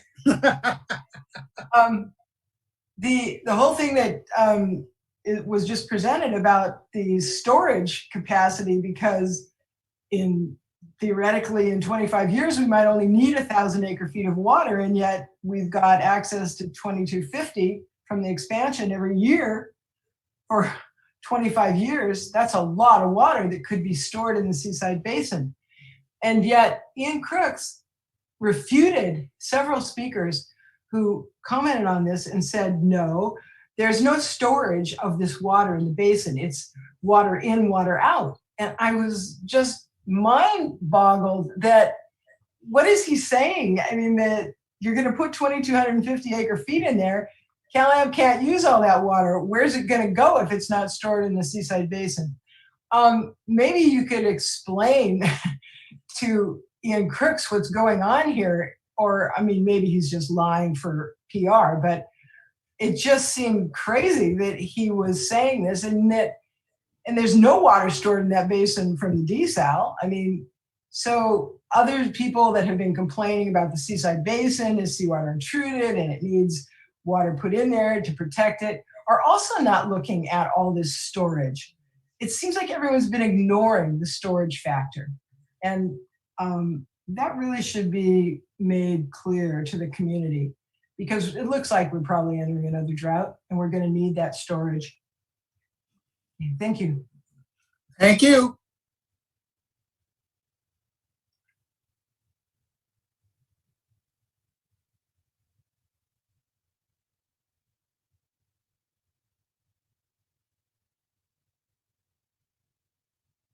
Joe?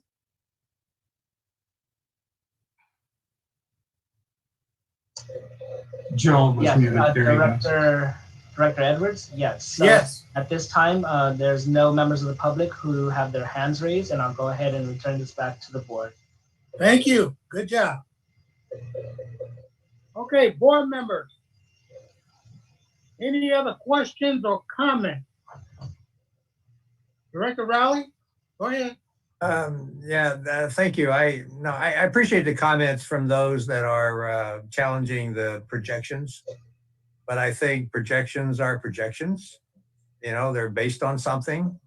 What I'm concerned about is that those who are offering challenges to the projection don't offer anything but anecdotal information. There's no system of data. There's no collection of particular the trends that they may be speaking about. And so just because there's anecdotal opinion and offerings, that doesn't change kind of a systematic approach to the data.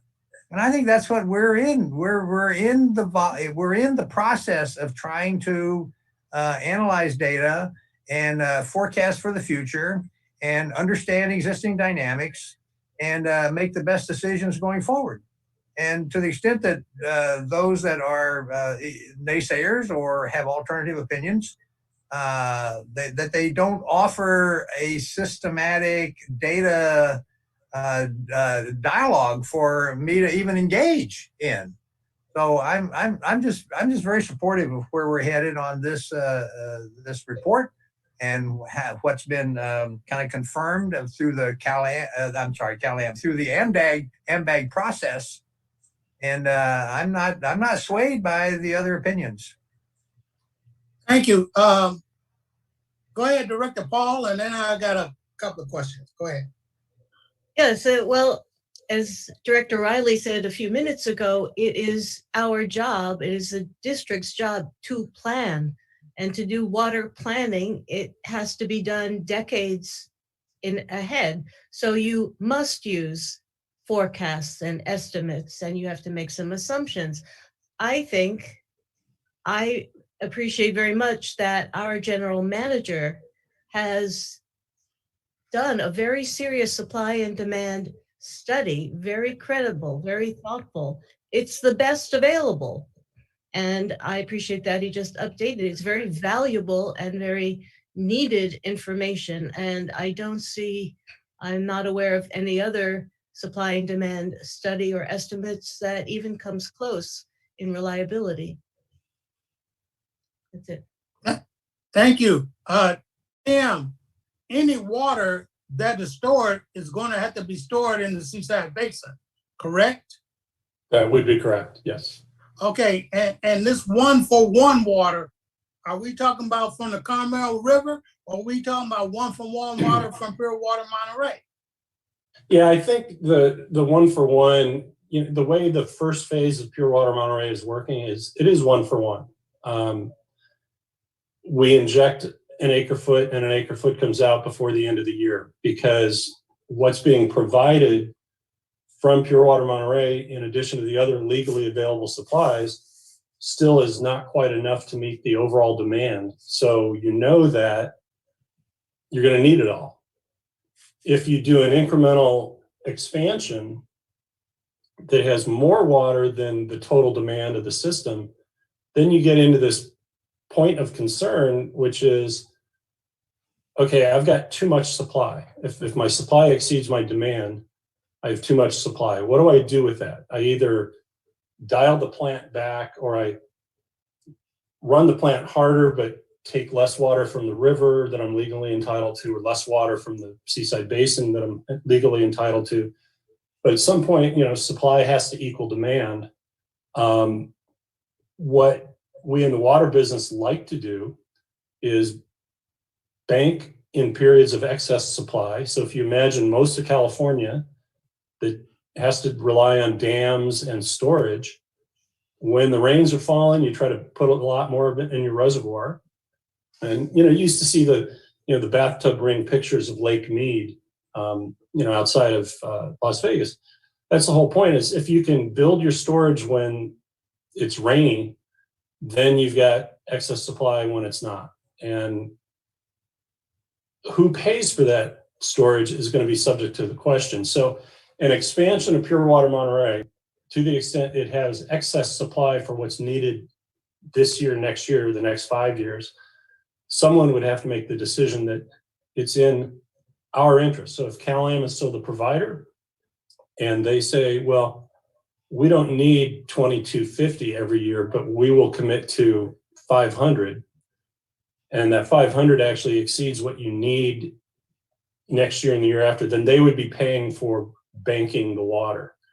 If they said, no, we just want to pay for pretty close to what we need on demand, so that we're only buying wholesale just enough to serve the needs of the population, then it might be in the interest of the district to build up that demand.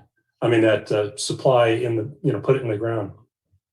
If the water master should ever come up with a funding mechanism and an infrastructure plan to do protective well levels, then they could buy the surplus to provide that protection that's been talked about in the Seaside Basin. So the big question is, there will be water to put in the ground, certainly under, either alternative water supply project. But who's going to take the initiative to do so, and who's going to pay for And that's another question I got for you. Either way, the Cal-Am customer going to end up paying for it. Yes. 700, the 700 acre feet that they want to put in, who's going to pay for it? We are. And if we decide to help stop seawater intrusion by adding water to the basin, we're going to end up paying for it again. So, and what's interesting is you're right on that last point, but the reasons for potential seawater intrusion or whatever we're seeing there might be other pumpers than Cal-Am.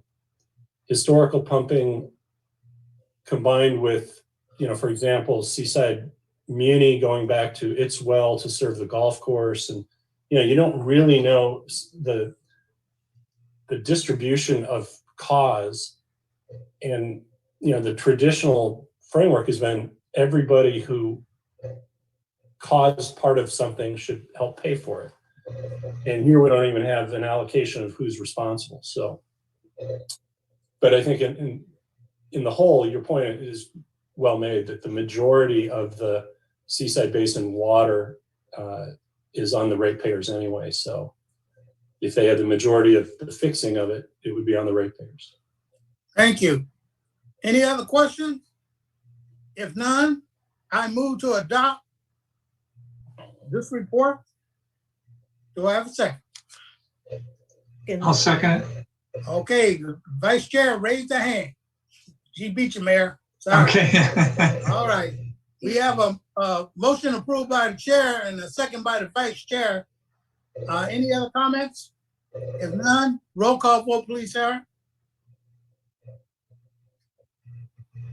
You're muted, Sarah. Director Malik, Yes. Director Anderson,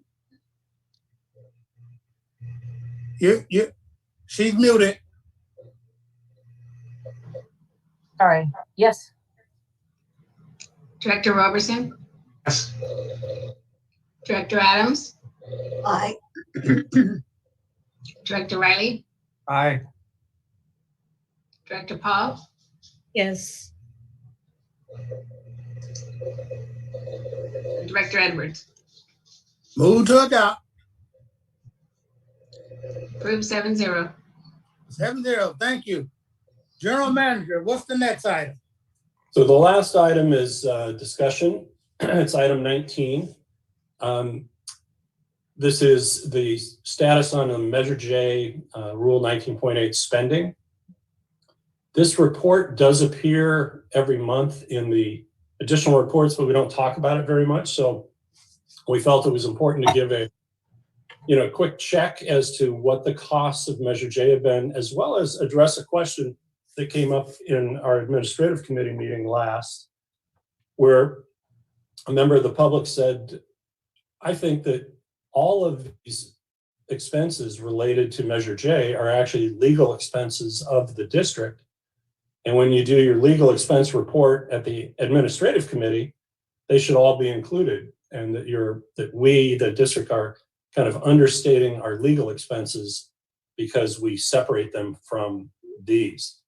And I think that was a really well-made point, but we wanted at least a chance to publicly talk about where we're at, and then why do we do it that way. And I'll start with the why do we do it that way. And there's two reasons for that. One is complete public transparency over what this is costing us. What did we get into by voting yes on Measure J, if you did, and we're going along with it. And so I think it's important to be transparent. These numbers are a month out of date, but there's been very little change except in one of our contracts. But the second reason we do it is to keep these separate. There is potential to capitalize these expenses or reimburse the district for these expenses.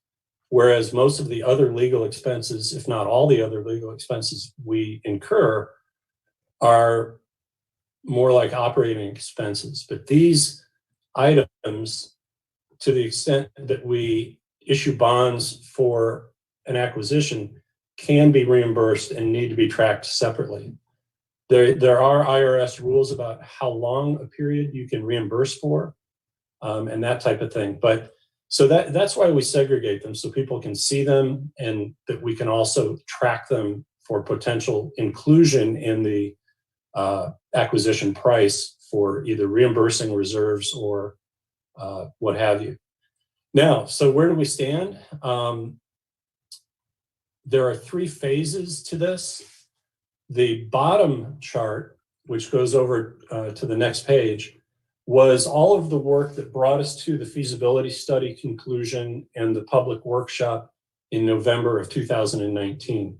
So all of that's been closed out. As you can see, we expended $645,000, which was pretty much spot on the budget, although some of the dollars shifted from consultant to consultant.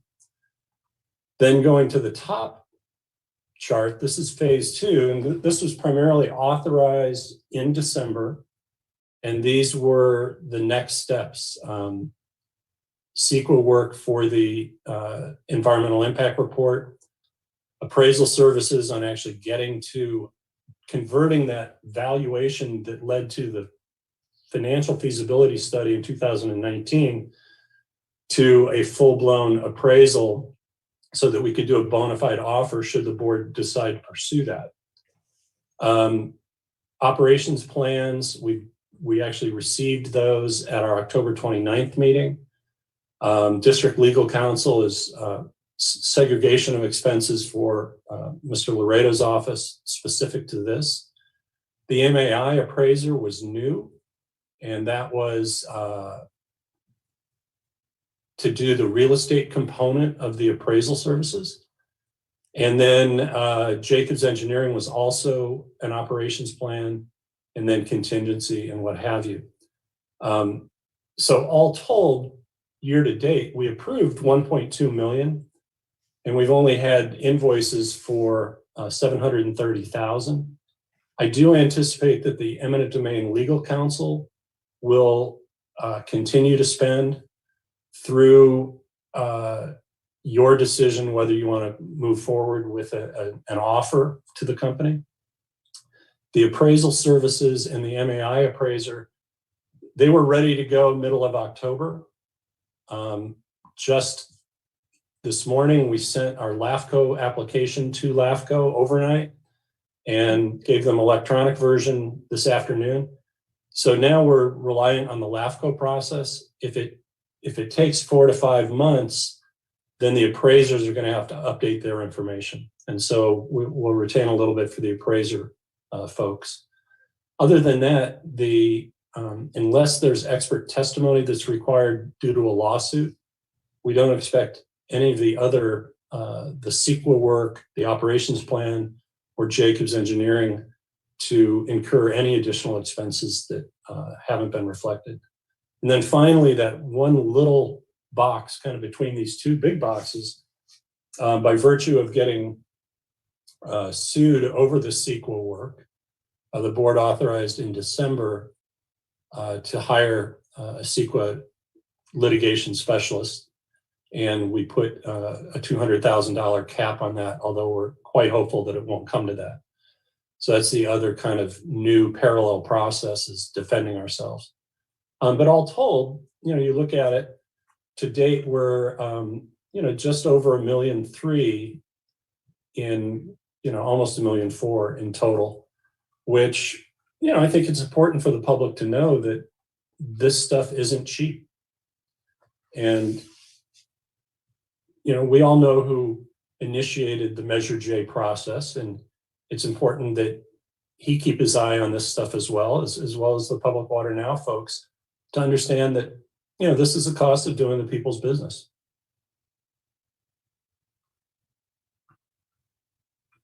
And that concludes, unless you have questions. Just a quick question. District League on page 212. Yeah. Exhibit 19. Hey, I've been looking at over the chart, and I see our legal counsel in those parentheses, are we over in that? And in contingency and miscellaneous, I see the brackets there. Are we 13 million? Are we over or are we all right? No, we are over on district legal counsel versus what we allotted. In his particular case, we didn't actually, quote unquote, approve a separate contract. So, you know, that 36,000 of overage is quite a bit under the contingency amount. Keep in mind also that the MAI appraiser came in much higher than the budgeted amount when we initially approved it. And so that contingency line, while relatively big, we're not going to use it all up. We're not going to use $280,000, but it is what's covering for the couple of areas that have excess. Okay, just one more question from me. When are we going to make adjustments? Do we have to admit your review, or are we going to wait to the end of it to make the adjustments that we need to make to keep this going and keep the public informed? Yeah, well, we just got our packets for mid-year budget today, I think, or maybe it was yesterday. So we'll look at it from that standpoint, whether we need to modify it on a mid-year process. But I'm looking at these categories, and I think we're fine through the end of the fiscal year. But you're going to be faced with, once the LAFCO process is done, if you have the authorization to move forward and the price looks right, according to what the appraisal group is going to show you, then that's going to trigger a whole new start on another phase. You'll be challenged on any condemnation proceeding. We'll be heading into a bench trial, that kind of thing. So we will need a budget for that, basically phase 3 of the process, should you decide to move forward. So we would come to you with a budget for what we think it's going to cost. Okay, any other board questions? Yeah, okay, go ahead, Director Rao. Just very quickly, I've always thought that this was going to be a multi-year project, and there's an outcome that's potentially advantageous to the peninsula and to customers and general to the local economy. But I always knew that this was an evolving process. So I just support the transparency part. I support just keeping the public informed in general. I just appreciate all that. Thank you. Thank you. Okay, since this was the discussion item, let's open up to the public for 3 minutes.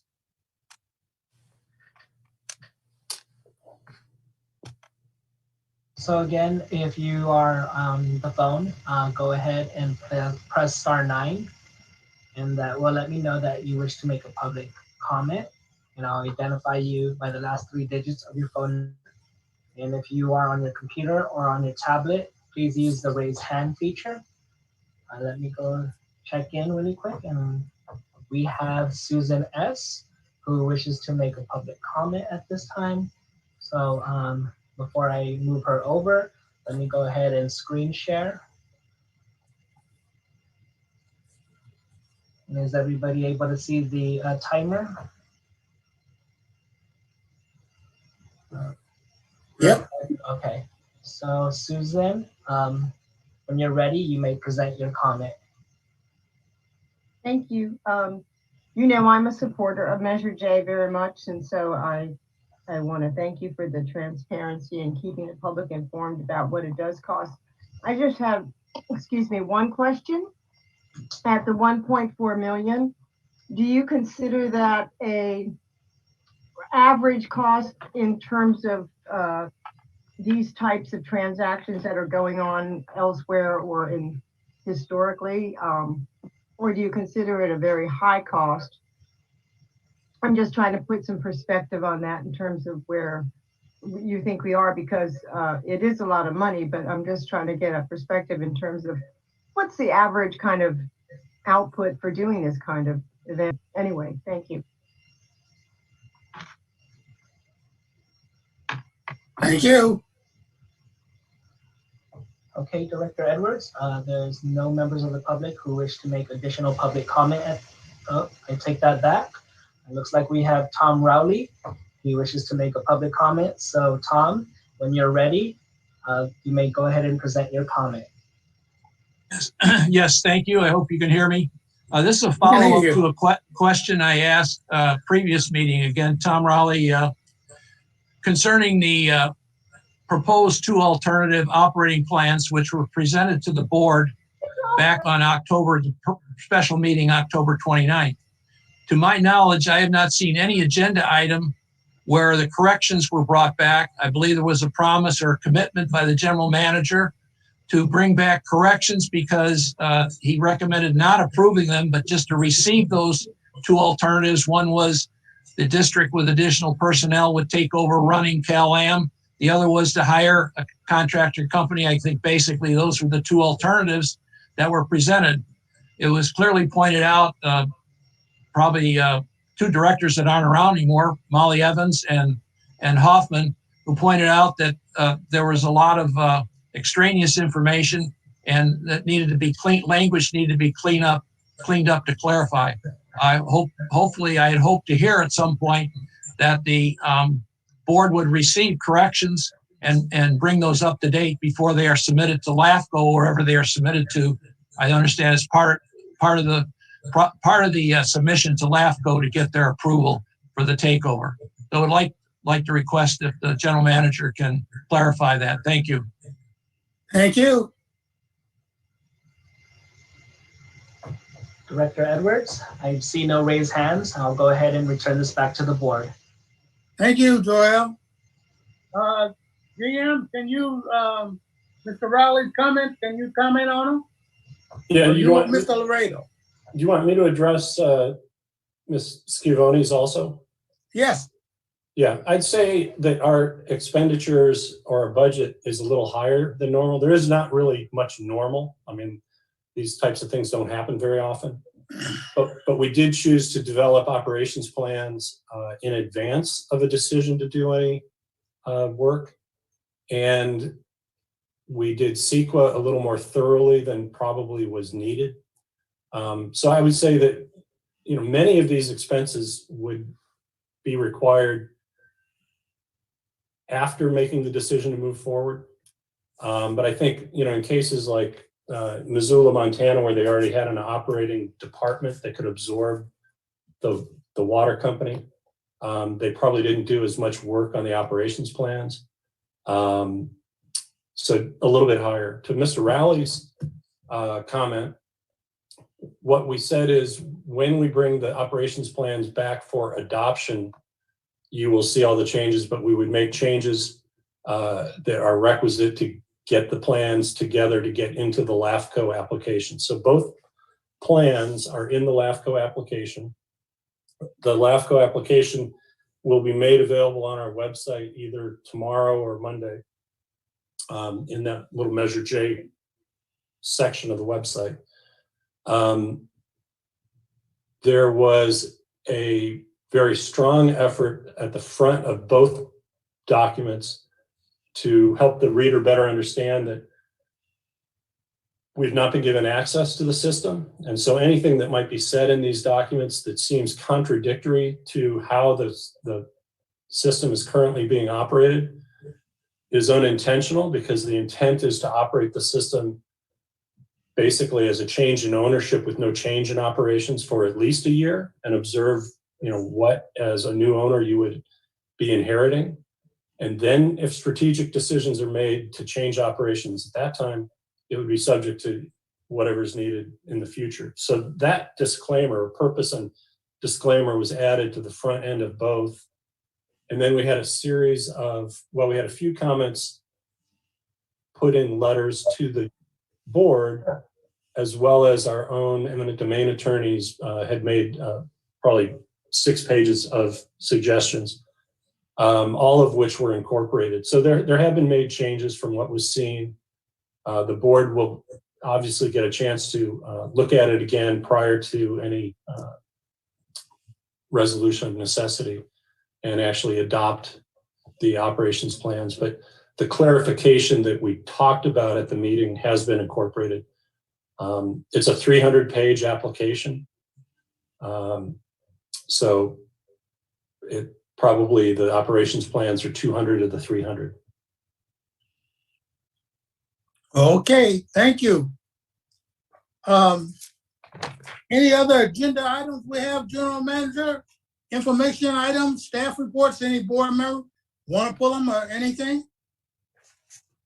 If not, I want to thank the community, the board, and the staff for a good meeting. Meeting adjourned. Have a good night, safe weekend. Hey, nice job, Chair. Thank you, Mayor. All right. Good night, everyone. Good night, everyone.